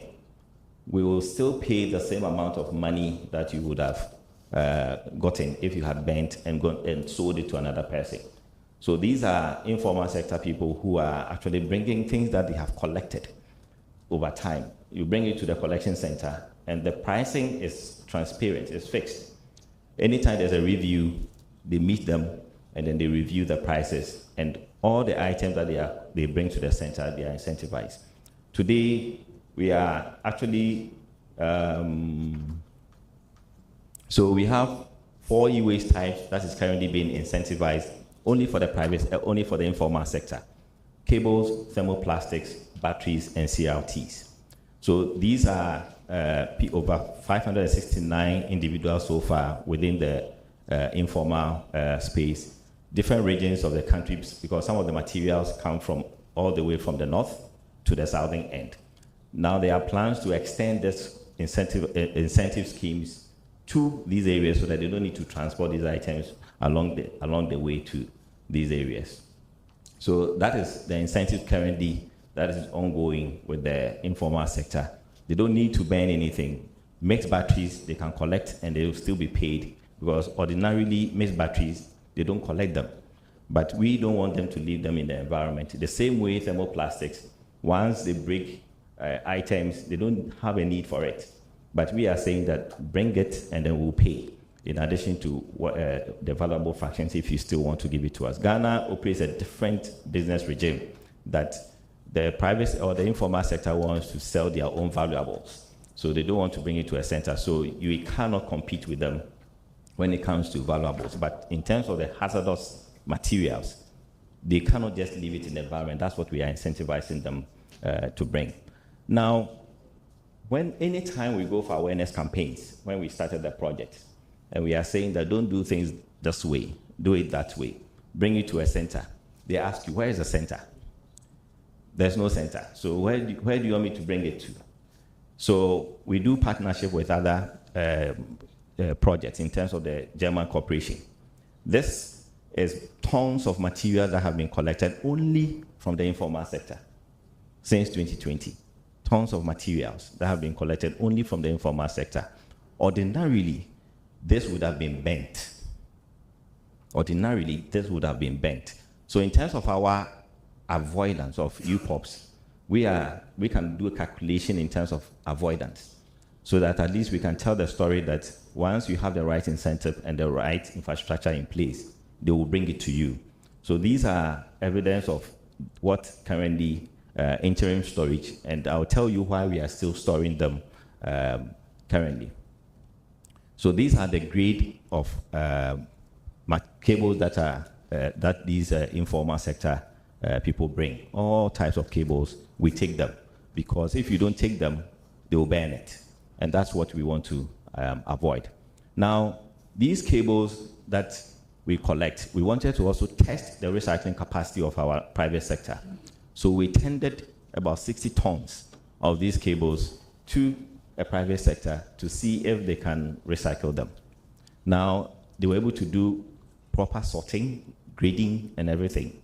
Now, we realize that there is a gap in terms of capacity to process 60 tons. It's been 1 year. They've not been able to process 60 tons of cables. They have not been able to do that. So we realize that we still need more people to come on board because there's a lot of materials there, but we want to learn lessons out of this particular one. So at least they've done the sorting and everything, but we still need further capacity when it comes to recycling. Now, this is a German-funded project, the KFW project, which is a holding center that is just supposed to also store. So we realize that there's a problem if we don't have storage capacity. So this is a facility that was just handed over. And I must say that it's already getting full. It's already getting full because of the programs that we are doing, the engagement we are doing. People are now bringing in tons of materials to the center, and it's already getting full. Now, this is supposed to integrate with the project that we are currently doing, because when we are done with the center that we are putting up, there needs to be material for them to work with. So we are storing them to feed this new center. Let me also tell you the challenges or the issues that is coming up. Because of the awareness and all the things we are doing, now private sector institutions are now reaching out to bring their items. Just on the 26th of October, we received 14.5 tons of lithium batteries in one day. And this is coming from mobile batteries. They use it for tricycles. So they have charging points across Ghana. When you are riding and you want to change your battery, you can just get to the charging port, replace your battery, put it in your motorbike, and go again. They contacted EPA, and we directed them to the center. And in one day, they delivered 14.5 tons of lithium batteries. Another company will be delivering next week solar panels, over 100 pieces of them, to the center. So now people are gradually bringing their waste out, but we also need to up our recycling capacity. Now we'll be talking about, do we have the capacity to handle lithium batteries in Ghana? That is another challenge that we need to look at. Now for the project, we are having 3 collection and dismantling centers, one in the northern, middle belt, and then the southern. Now these are supposed to bridge the gap between what we are currently doing and then what capacity we can have in terms of processing. Now, there's also a small collection center that was established in Koforidia just less than a month ago. Within 3 weeks, they collected 10 tons of thermoplastics. 10 tons of thermoplastics. So that is also the evidence that, yes, we have a challenge that we need to deal with the plastics. How do we deal with these plastics? Because these plastics, most of them are hazardous or toxic. And this is just a schematic diagram of the center. I must say that the contractors have already moved to site, and hopefully they have a 4-month period to finish the construction, so that at least these materials that we have been collecting will have the opportunity to go in there, do dismantling, but as I said, more of testing for purpose of repairs and repurposing before they go through the chain. These centers is also going to have the capacity to do plastic shredding and recycling. And then also the capacity to also do more of, I would say, degassing. Now, when we take cooling appliances, it is not straightforward. We want to do it the right way by trying to take the gases out and then also the oils out before we dismantle them.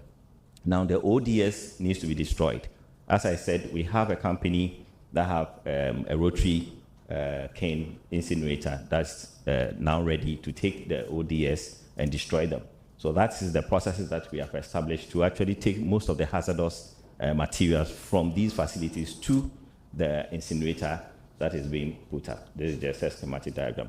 In terms of challenges, yes, we've not had a smooth ride, I must say. Procurement is also a problem in Ghana. I don't know how it is in other jurisdictions, but we also have procurement challenges. And also, when the project started, we were into a new government was in place, and changes in terms of approvals and all that also delayed most of the projects, because we have changes in institutional level authorities as well. So that is a problem. Site selection was also one thing that we had to struggle with. Initially, we thought we could start with government land. but it wasn't so possible that government have land lying free for you to use. But we had the option of either we use government land or we partner with the private sector. So eventually we got private sector to donate land, and then we supported them with the funding for the infrastructure. So it's more like a PPP arrangement. And then also in terms of lessons learned, when we passed our law in 2016, although we have, I would say, provisions of EPR and other things in there, currently, as we speak, we are doing the e-waste policy. So the policy was not in place before the legal framework came.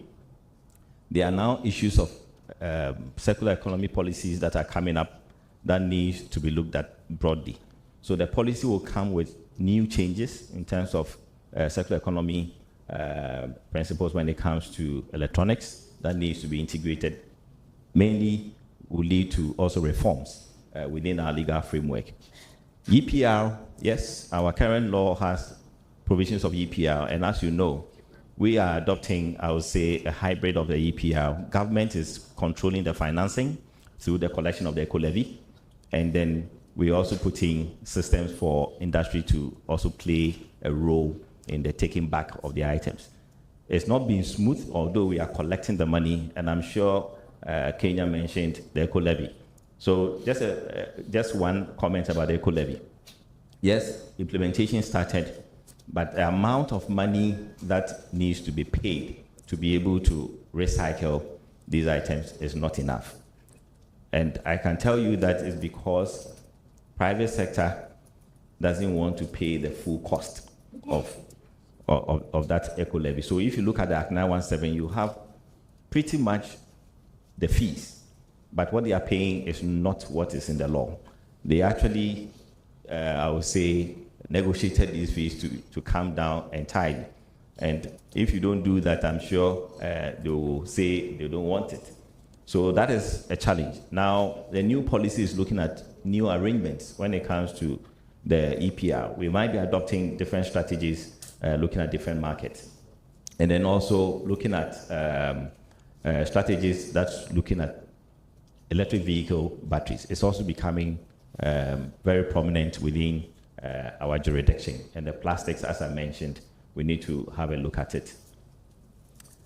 And then also, just like other countries mentioned, we also have testing capacity issues for us to monitor very well in terms of UPOPs, and then also import standards, including cheap products. So now, our dynamic in terms of import of used items has come down as opposed to 2009 inventories, where we have higher used items being imported.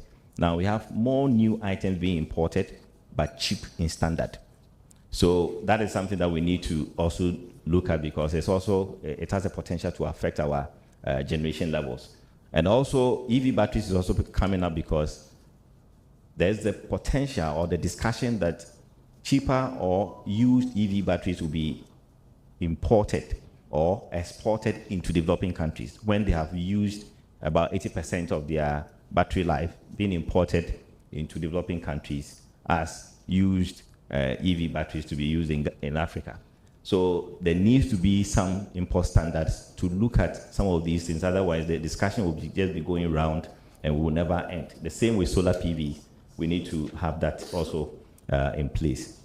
In terms of regulatory reforms, yes, as I said, definitely there will be the need to go into regulatory reforms and also disposal capacity, just like other countries. Our landfill sites are not hazardous waste landfill sites, so we lack that capacity to dispose of some of these hazardous residues after dismantling and also treatment. Incineration might not be the best option if we are talking about proper disposal. So we are looking at different options in terms of disposal sites and their capacity. Thank you very much.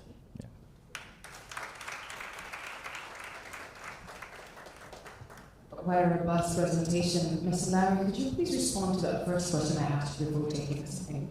Okay. So in terms of mercury, yes, it is, I would say, very fluid when it comes to the illegal trade. And it's the same. Ghana is actually the route to other African countries. So even within our main inventory, we recognize the fact that whatever volume that you are seeing is actually not being consumed in Ghana entirely, because we have porous borders. And one of the things that we also notice with our interaction with the border control officers, like customs, they have never even seen mercury before. So if somebody is holding a bottle of water, moving around, they might not even know whether it is mercury or not. So some of these things are being carried, and you just need a small amount of mercury to do mining. So we have a gap in terms of the enforcement parts, and we have very porous borders. So yes, it's likely that some of the mercury that we find in Senegal and other countries, it's likely that they are all passing through Ghana, because most of the tons of volumes that we see on our data, they are not entirely being used in Ghana. It's not possible. Thank you. I don't know if you've got your answer. Ladies and gentlemen, as usual, we're going to take about 3 questions. Your name, organization, directly to the question, Karibu Sana, and give you Yes, my name is Menan Jan. I'm coming from the National Environment Management Council. So my question is mainly on the issues of like permits and related fees. That how do you manage the issues related to permits for collectors, permits for people who are involved in disposal, permits for storage, but also associated fee? Are there specific fees that the EPA is supposed to get out of those item collection and things like that? Thank you. Do we have any other questions? We have a question right at the back. The gentleman behind you. Yeah, thank you very much. My name is Agudokwe Kwagabas. I am also from Ghana, and I work with a local recycler in Ghana. I would want to thank Mr. Larry for his presentation, and my question would basically base on the technology aspect of the whole project. You know, we currently live in a technological world with uprise in AI and a whole lot of technological devices are coming. So with the development of the application inculcated in the processing, like the collections and then the processing, I would really want to know, so with the app, does, let's say, corporate organizations or individual requesting for pickup of their electronic waste, do they pay for such a service, or they get incentivized for giving out their electronic waste? Now, secondly, you made mention on the app. The app is supposed to kind of facilitate drop-off to local recyclers who are basically nearby. So with these local recyclers, how do they get on board on the platform? What are some of the requirements needed for local recyclers to be on the platform? And ideally, there are some existing startups within the ecosystem building such digital platforms or being in place for some years now. So what are some of the way forward in collaborating with most of those startups within the value chain to ensure that they are also kind of inculcated in the whole processes? Thank you very much. Thank you very much. We have one last question before I come back to you. We've got, yes, right there. Thank you. Thank you, Larry, my friend. So for me, on the solution that you are developing, how will the other innovators, like the solution providers, interact with that platform? Are you able to, will you be giving access to the data if they want to do insight analysis and build on what you've already developed? Because that's an angle that once the government innovate, then there are some challenges on the private stakeholders who want to innovate on top of that or beyond what you're doing. Thanks so much. Thank you very much. Mr. Kotoy, over to you. Thank you. So when it comes to the permit fee, so we have a different permitting regime when it comes to, we call them undertakings. So electronic waste management activities are part of the undertakings. And once you define the value changes like you mentioned, there are specific fees attached to you setting up to be a collection center. So we don't take fees for collectors, no. So collectors are not part of the the fee structure. But it starts from you putting in place a collection center, the physical infrastructure. Then you go through the impact assessment before you get a permit. The same way from all the way from collection to recycling. You need to apply, and then you'll be required to do an environmental impact assessment, and then you pay a fee before the permit will be issued to you. So it's not really based on because you are collecting electronic waste, but because your operations might have an impact on the environment. That is how come. So we have a different law, which is the Fees and Charges Amendment Instrument that deals with the fee fixing, and it cuts across all sector undertakings, not only electronic waste. So yes, we have a fee regime for the different value chain actors. And then when it comes to Agabas, yes, so when getting on board the system for corporate institutions, it's just you logging on. It's free. We don't charge for that because we want to encourage you taking your items to a center. The practice has always been that, and I'm sure Kenya mentioned it in a way, that government institutions have procurement challenges.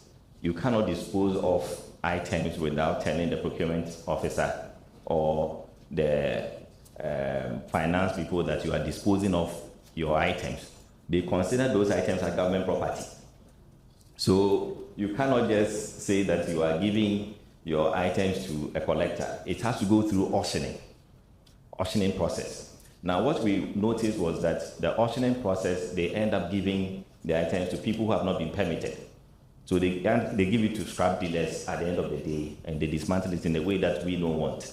So what we now are saying, and the law is saying, is that you can still do your auctioning, but the requirement for the auctioning should only invite people who have been permitted by EPA to participate in the auctioning for the collection alone. So that when they collect, they will take it to the centers that we have, or the centers can participate directly. So we have changed that regime, and we started from my own institution. They wanted to do auctioning, and I had to write a memo that, please, you cannot do auctioning of electronic items to these people. So I have to quote the law and say that these items are now waste, and you cannot auction them. So now the evaluator have to now go back, bring everything to zero, and then we need to now only invite people who can collect, and EPA has given them a permit before they can participate. So that is now the process by which we are doing it in Ghana. Sometimes when we read newspapers and realize that somebody is doing auctioning, we write to the company and say, you cannot auction electronic items because they are waste. The people you are inviting to participate in the auctioning, you are saying the general public. Meanwhile, the law doesn't say general public. It says people who have been permitted by EPA. So they have to stop the auctioning process, invite people who have permits, and then they will participate, and they will have to take it to the center. So now things are changing gradually, even with government institutions. So they don't pay anything to onboard. Now the discussion is between the collector or the transporter and the institution. And they need to negotiate their own transport costs. Because the transport cost, as I said, either you do the delivery yourself or you request for the delivery. Once you request, definitely you need to pay for the transport. And if there are items that are under incentives, whoever is taking those items to the center will be paid the same incentive just like anybody else. So that is the regime that is in place. In terms of access to data, so this is just at the governmental level for us to have access to information. We are not saying that private sector should also not do their own. I know collection centers by themselves are also developing their own collection app to collect to their center. However, when the items arrive at that center, you need to report on the system to us, because without that, we will be blind to whatever is going on, and that's what we want to avoid.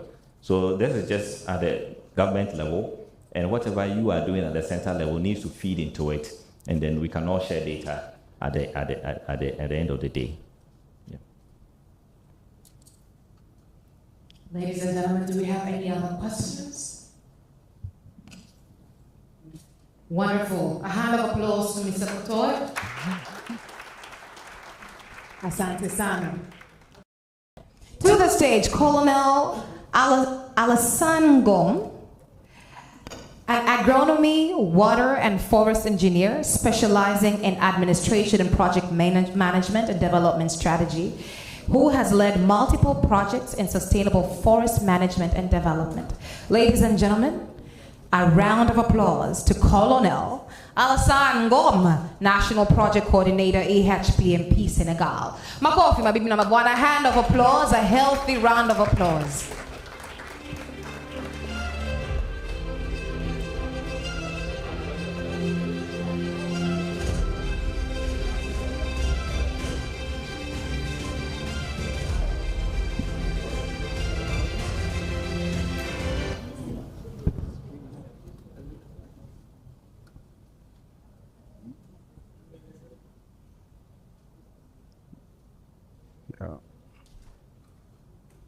Ladies and gentlemen,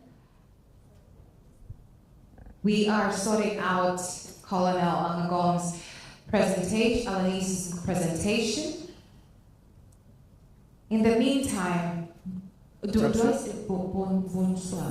Merci beaucoup, Madame la modératrice, que je salue et que je félicite.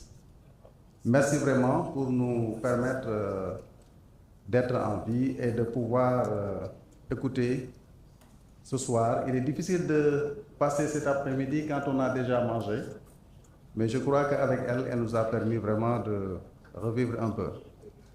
Donc, mesdames, messieurs, je vais devoir vous présenter la situation du projet de gestion de la santé environnementale et de la pollution en Afrique, mais je voulais vraiment remercier l'équipe tanzanienne pour, disons, l'accueil qui nous a été fait depuis que nous sommes là. Remercier l'ensemble aussi des participants, remercier les organisateurs pour tout le travail qui a été fait, parce que nos mails ont été répondus à temps pour nous aider un peu à bien participer. Mais je voulais aussi, si vous le permettez, dire que dans notre délégation, je suis avec M. Abdoulaye Sy, qui est le directeur adjoint de la réglementation environnementale et du contrôle. Et je suis aussi avec Mariam, qui est en réunion, et avec Dr Habib. Sans plus tarder, on va vous faire part un peu du travail qu'on a eu à faire dans ce projet au niveau du Sénégal. Je n'ai pas encore ma présentation, malheureusement. Je crois qu'il y a un problème.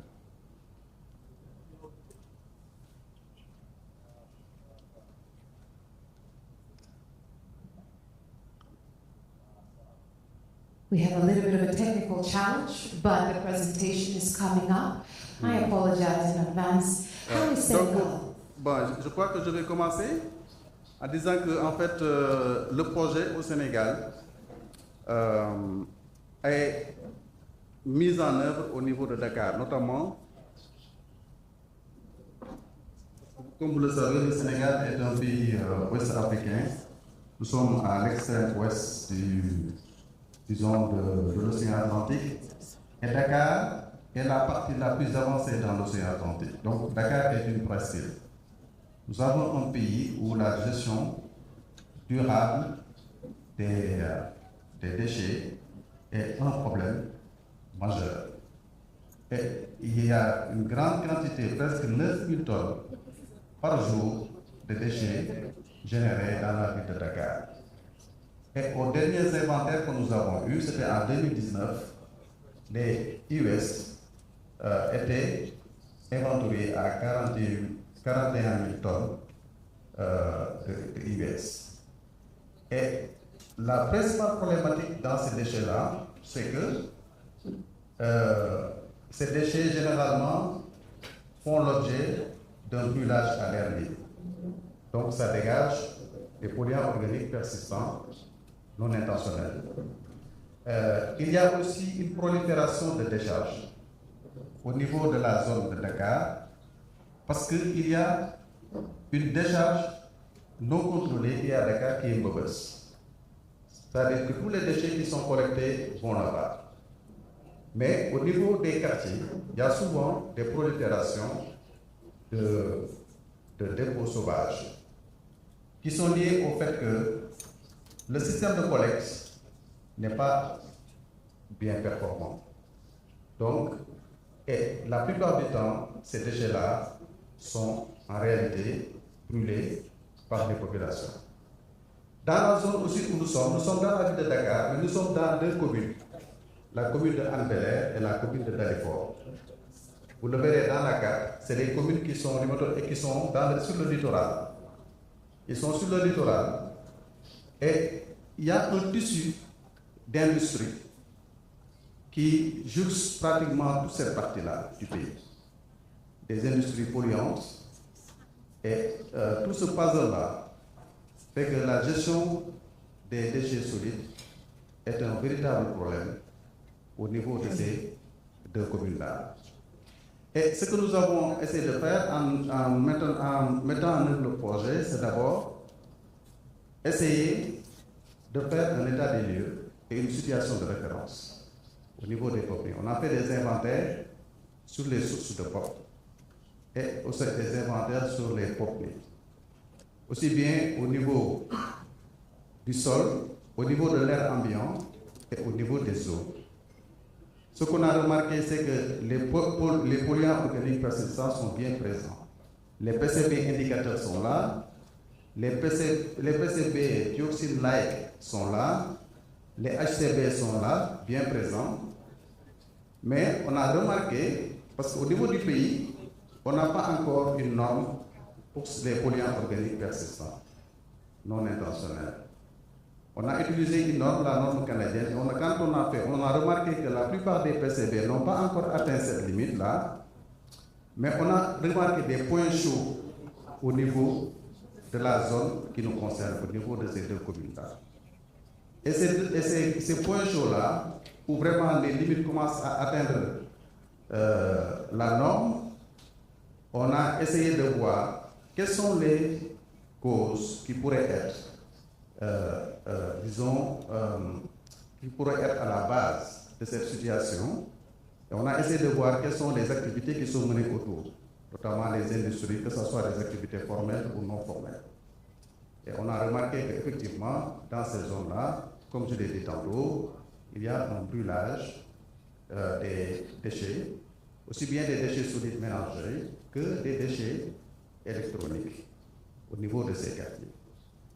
Donc, on a remarqué maintenant, on a fait le même travail pour les métaux lourds. Et c'est là, je le disais hier ou avant-hier, on a remarqué que le mercure pose problème parce que les quantités qu'on a pu mentionner, et quand je dis tous ces éléments-là, c'est des éléments particuliers qui ont été mesurés. Et pour tous ces éléments-là, on a vu que pour le mercure, il y a eu un dépassement un peu extraordinaire. Parce qu'on a dépassé dans une commune de 31 fois la norme et dans l'autre de 63 fois la norme. Et même plus pour la norme européenne. Et on s'est posé des questions sur qu'est-ce qui se passe avec le mercure. Cela veut dire quoi? Qu'il faut encore des investigations beaucoup plus importantes pour voir ce niveau de pollution-là a quel effet sur la santé des populations. Cela veut dire que nous devons faire un suivi médical beaucoup plus rapproché. Mais cela veut dire aussi que nous devons faire encore une investigation sur les matrices alimentaires, surtout les matrices alimentaires animales, c'est-à-dire le poisson, la viande et les produits laitiers, pour voir un peu quel est le niveau de contamination. Parce que c'est important de voir quel est l'impact de tout ça sur la santé des populations et quelles sont les activités qu'il faut entreprendre. Donc ça, c'est vraiment très, très important. Et cette situation de référence-là, partant de ça, il y a plusieurs activités qui ont été développées par le projet. Et les activités les plus importantes, c'est d'abord sur le plan institutionnel de voir comment les déchets sont gérés. Et pour cela, on a fait une planification stratégique et opérationnelle de la gestion des déchets. C'est-à-dire, au niveau des deux communes, on a essayé de faire une caractérisation de tous les déchets. Et on a essayé de voir quelle est la quantité de chaque type de déchets et on a essayé de dégager des actions pour une meilleure gestion avec une budgétisation, avec des communes, en essayant de faire de telle sorte que cette budgétisation soit respectée. Mais aussi, on a essayé de voir sur le plan institutionnel, c'est-à-dire sur le plan législatif, quels sont les gaps qu'il y a pour une meilleure prise en compte des POC et des POCNI au niveau du Sénégal. Et nous avons mis sur le circuit, nous avons proposé aux autorités un projet de décret qui, pour la protection, voilà, merci beaucoup, merci bien. Donc c'est, non c'est pas ça, hein. C'est pas ça.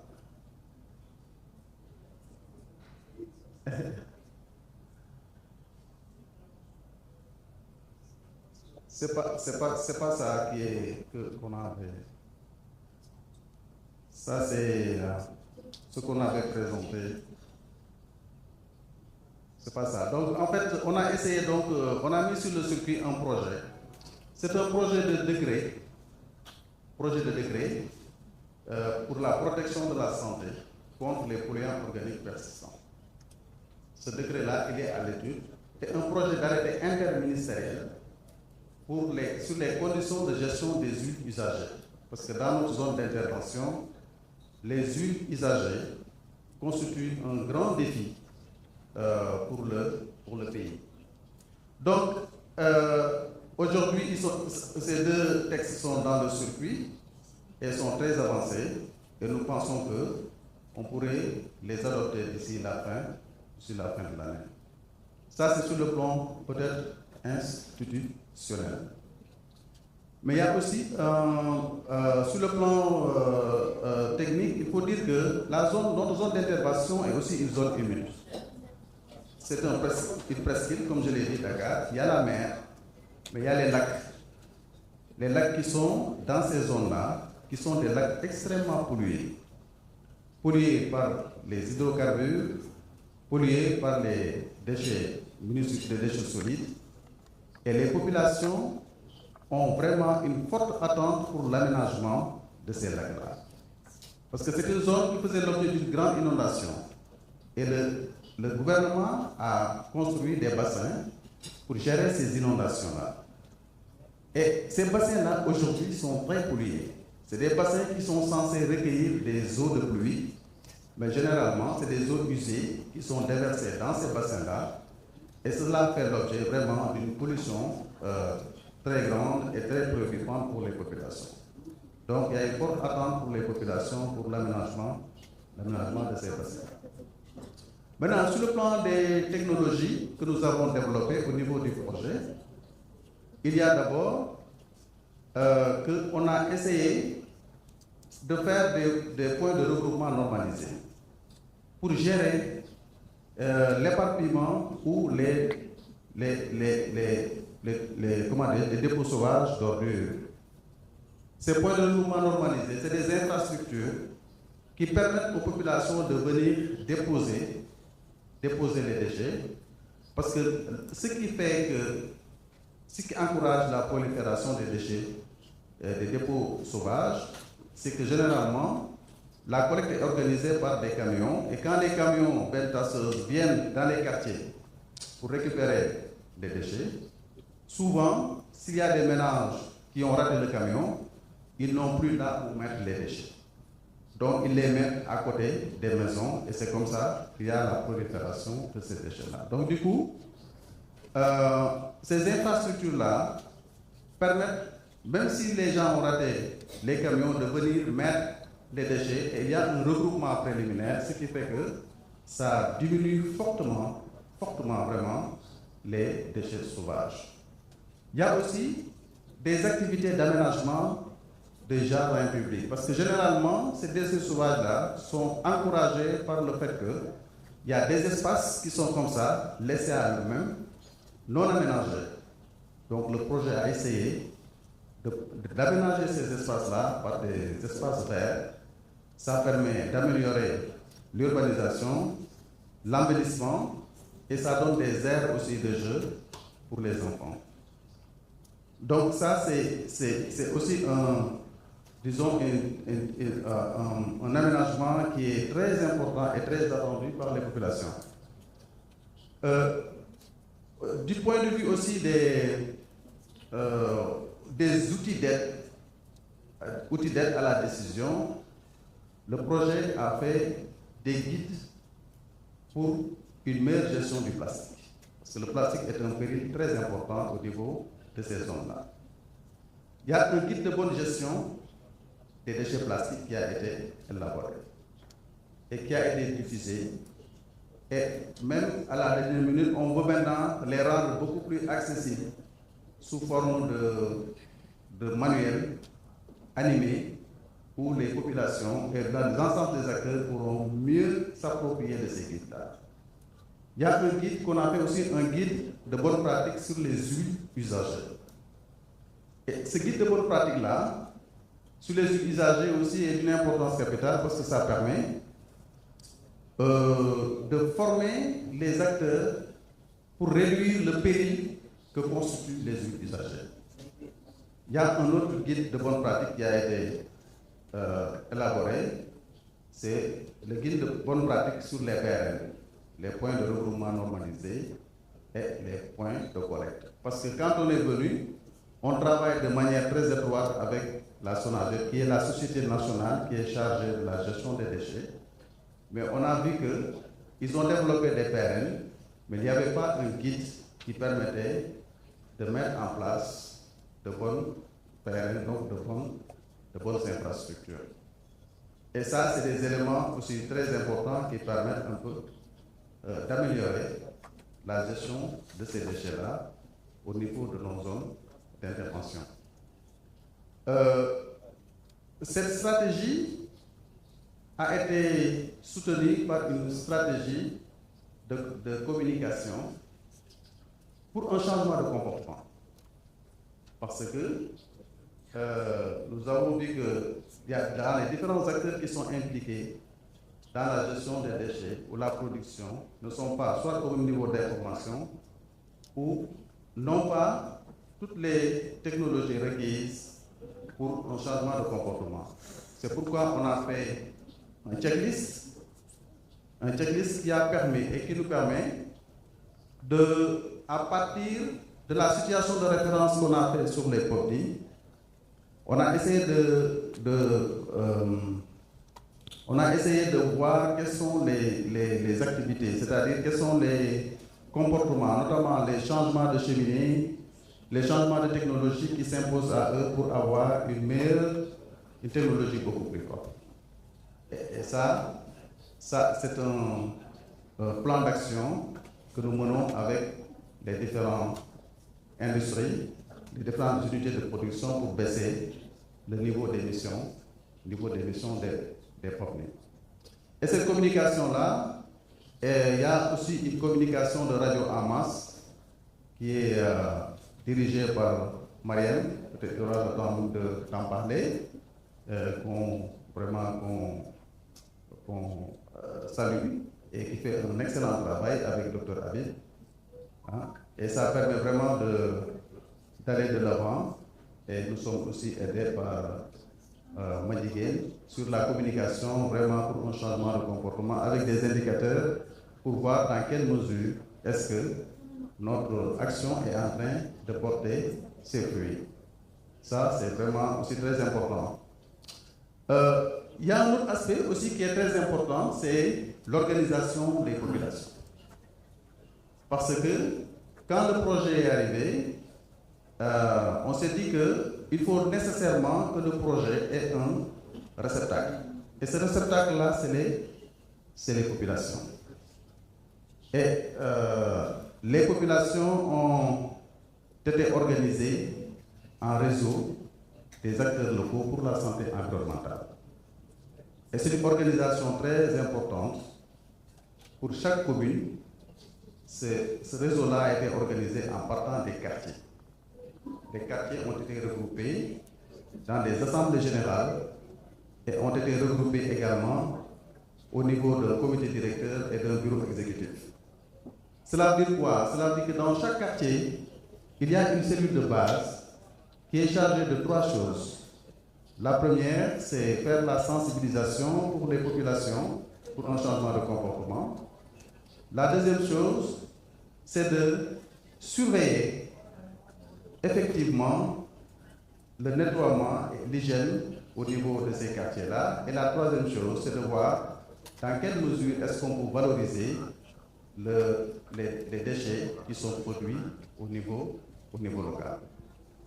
Et pour pérenniser tout ça, 2 bureaux d'information ont été construits, parce que pour chaque réseau, on a construit un bureau. Il a un bureau où il peut siéger, il peut travailler. Et merci. Enfin. Donc, enfin, voici le sommaire. J'étais en train de développer sur le modèle d'intervention. Hein? Ça, c'est la problématique, je l'ai déjà parlé de ça. Toutes les activités polluantes qu'on a, on est dans une zone qui est humide, avec l'exposition des populations au porté. Voilà. Donc, ça, c'est la situation de référence du Sénégal. 18 millions, on est 18 millions de personnes. La population de Dakar, elle seule, fait presque 3,8 millions.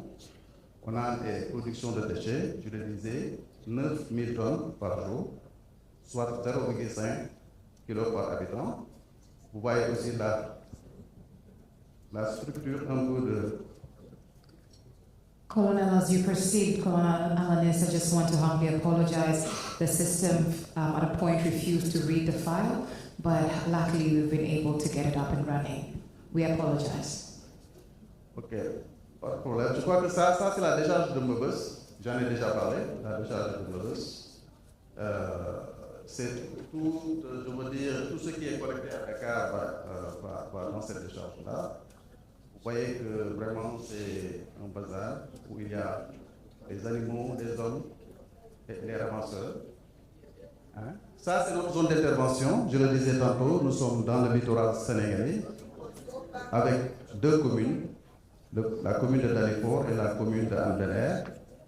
C'est la partie la plus avancée de l'océan Atlantique, je le disais, à l'ouest. Voilà. Donc, au niveau du diagnostic, comme les inventaires qui ont été faits, parce qu'il fallait faire une situation de référence pour connaître le niveau des pornis au niveau de la zone d'intervention, en faisant des mesures sur l'air ambiant, le sol et les eaux. Pour ce qui est des ports intentionnels, il y a un seul qui a été retrouvé, c'est le dicopole, qui est un insecticide qui est un peu proche du DDT. Les teneurs en dioxine et furane, je le disais tantôt, ils n'ont pas atteint le niveau de la norme qu'on a vue, parce que nous, au Sénégal, on n'a pas encore une norme nationale, mais ce qu'on fait, c'est qu'on fait une mesure au niveau des zones rurales, qu'on compare un peu avec la mesure qui est à Dakar. Bien sûr, ces mesures-là qui sont faites à Dakar sont largement plus élevées que les zones de la zone rurale. Voilà, donc les PCB indicateurs et dioxydes sont bien présents, et les HCB également, les dioxydes et les furanes ont été faits, et tous ces résultats-là ont été faits par le laboratoire CRS Logistop de Dakar et le laboratoire micropolluant technologie de la France, de Metz. Donc, parce que nos laboratoires, généralement, ont des problèmes pour faire ces analyses-là, surtout en ce qui concerne les dioxydes et les furanes. Voilà. Donc, il y a vraiment des points chauds qu'on a remarqués au niveau de notre zone d'intervention. Et pour les métaux lourds aussi, des mesures ont été faites. Des mesures ont été faites aussi au niveau des métaux lourds. Et on a remarqué aussi bien pour le sol, l'air ambiant, que pour les eaux. Et pour le mercure, j'en ai déjà parlé. Le mercure, vraiment, on a eu des alertes sur le mercure et nous pensons qu'il faut des investigations complémentaires pour d'abord sur les matrices alimentaires, mais aussi pour voir un peu sur le suivi sanitaire. Ça, j'en ai déjà parlé parce que le modèle de l'intervention, c'est de quoi? C'est de réduire le risque sur la santé et l'environnement. en réduisant le niveau d'exposition des contenus et des produits chimiques auprès des populations. Donc ça c'est, donc je disais tantôt que l'amélioration de la planification et de la réglementation a été une composante très importante de notre projet, où on a fait aussi, je parlais tantôt du plan de gestion stratégique et opérationnelle des déchets, mais on a fait aussi un plan de gestion des déchets dangereux et une nomenclature qui nous permet un peu de catégoriser l'ensemble des déchets et de voir un plan d'action. Voilà donc et les propositions qu'on a faites aussi pour améliorer le cadre législatif et réglementaire. On a proposé un décret et un arrêté interministériel. Voilà, ça j'en ai parlé, je crois. J'ai parlé des PRN et des points de collecte, de l'aménagement des jardins, du développement d'outils de cadre, les guides de bonnes pratiques. On a fait aussi une base de données, la conception d'une base de données, c'est pour améliorer la gestion des déchets, des produits chimiques au niveau du pays, qui sont gérés par plusieurs services qui sont éparpillés, et on a conçu avec une base de données attaquable par web qui permet vraiment un meilleur enregistrement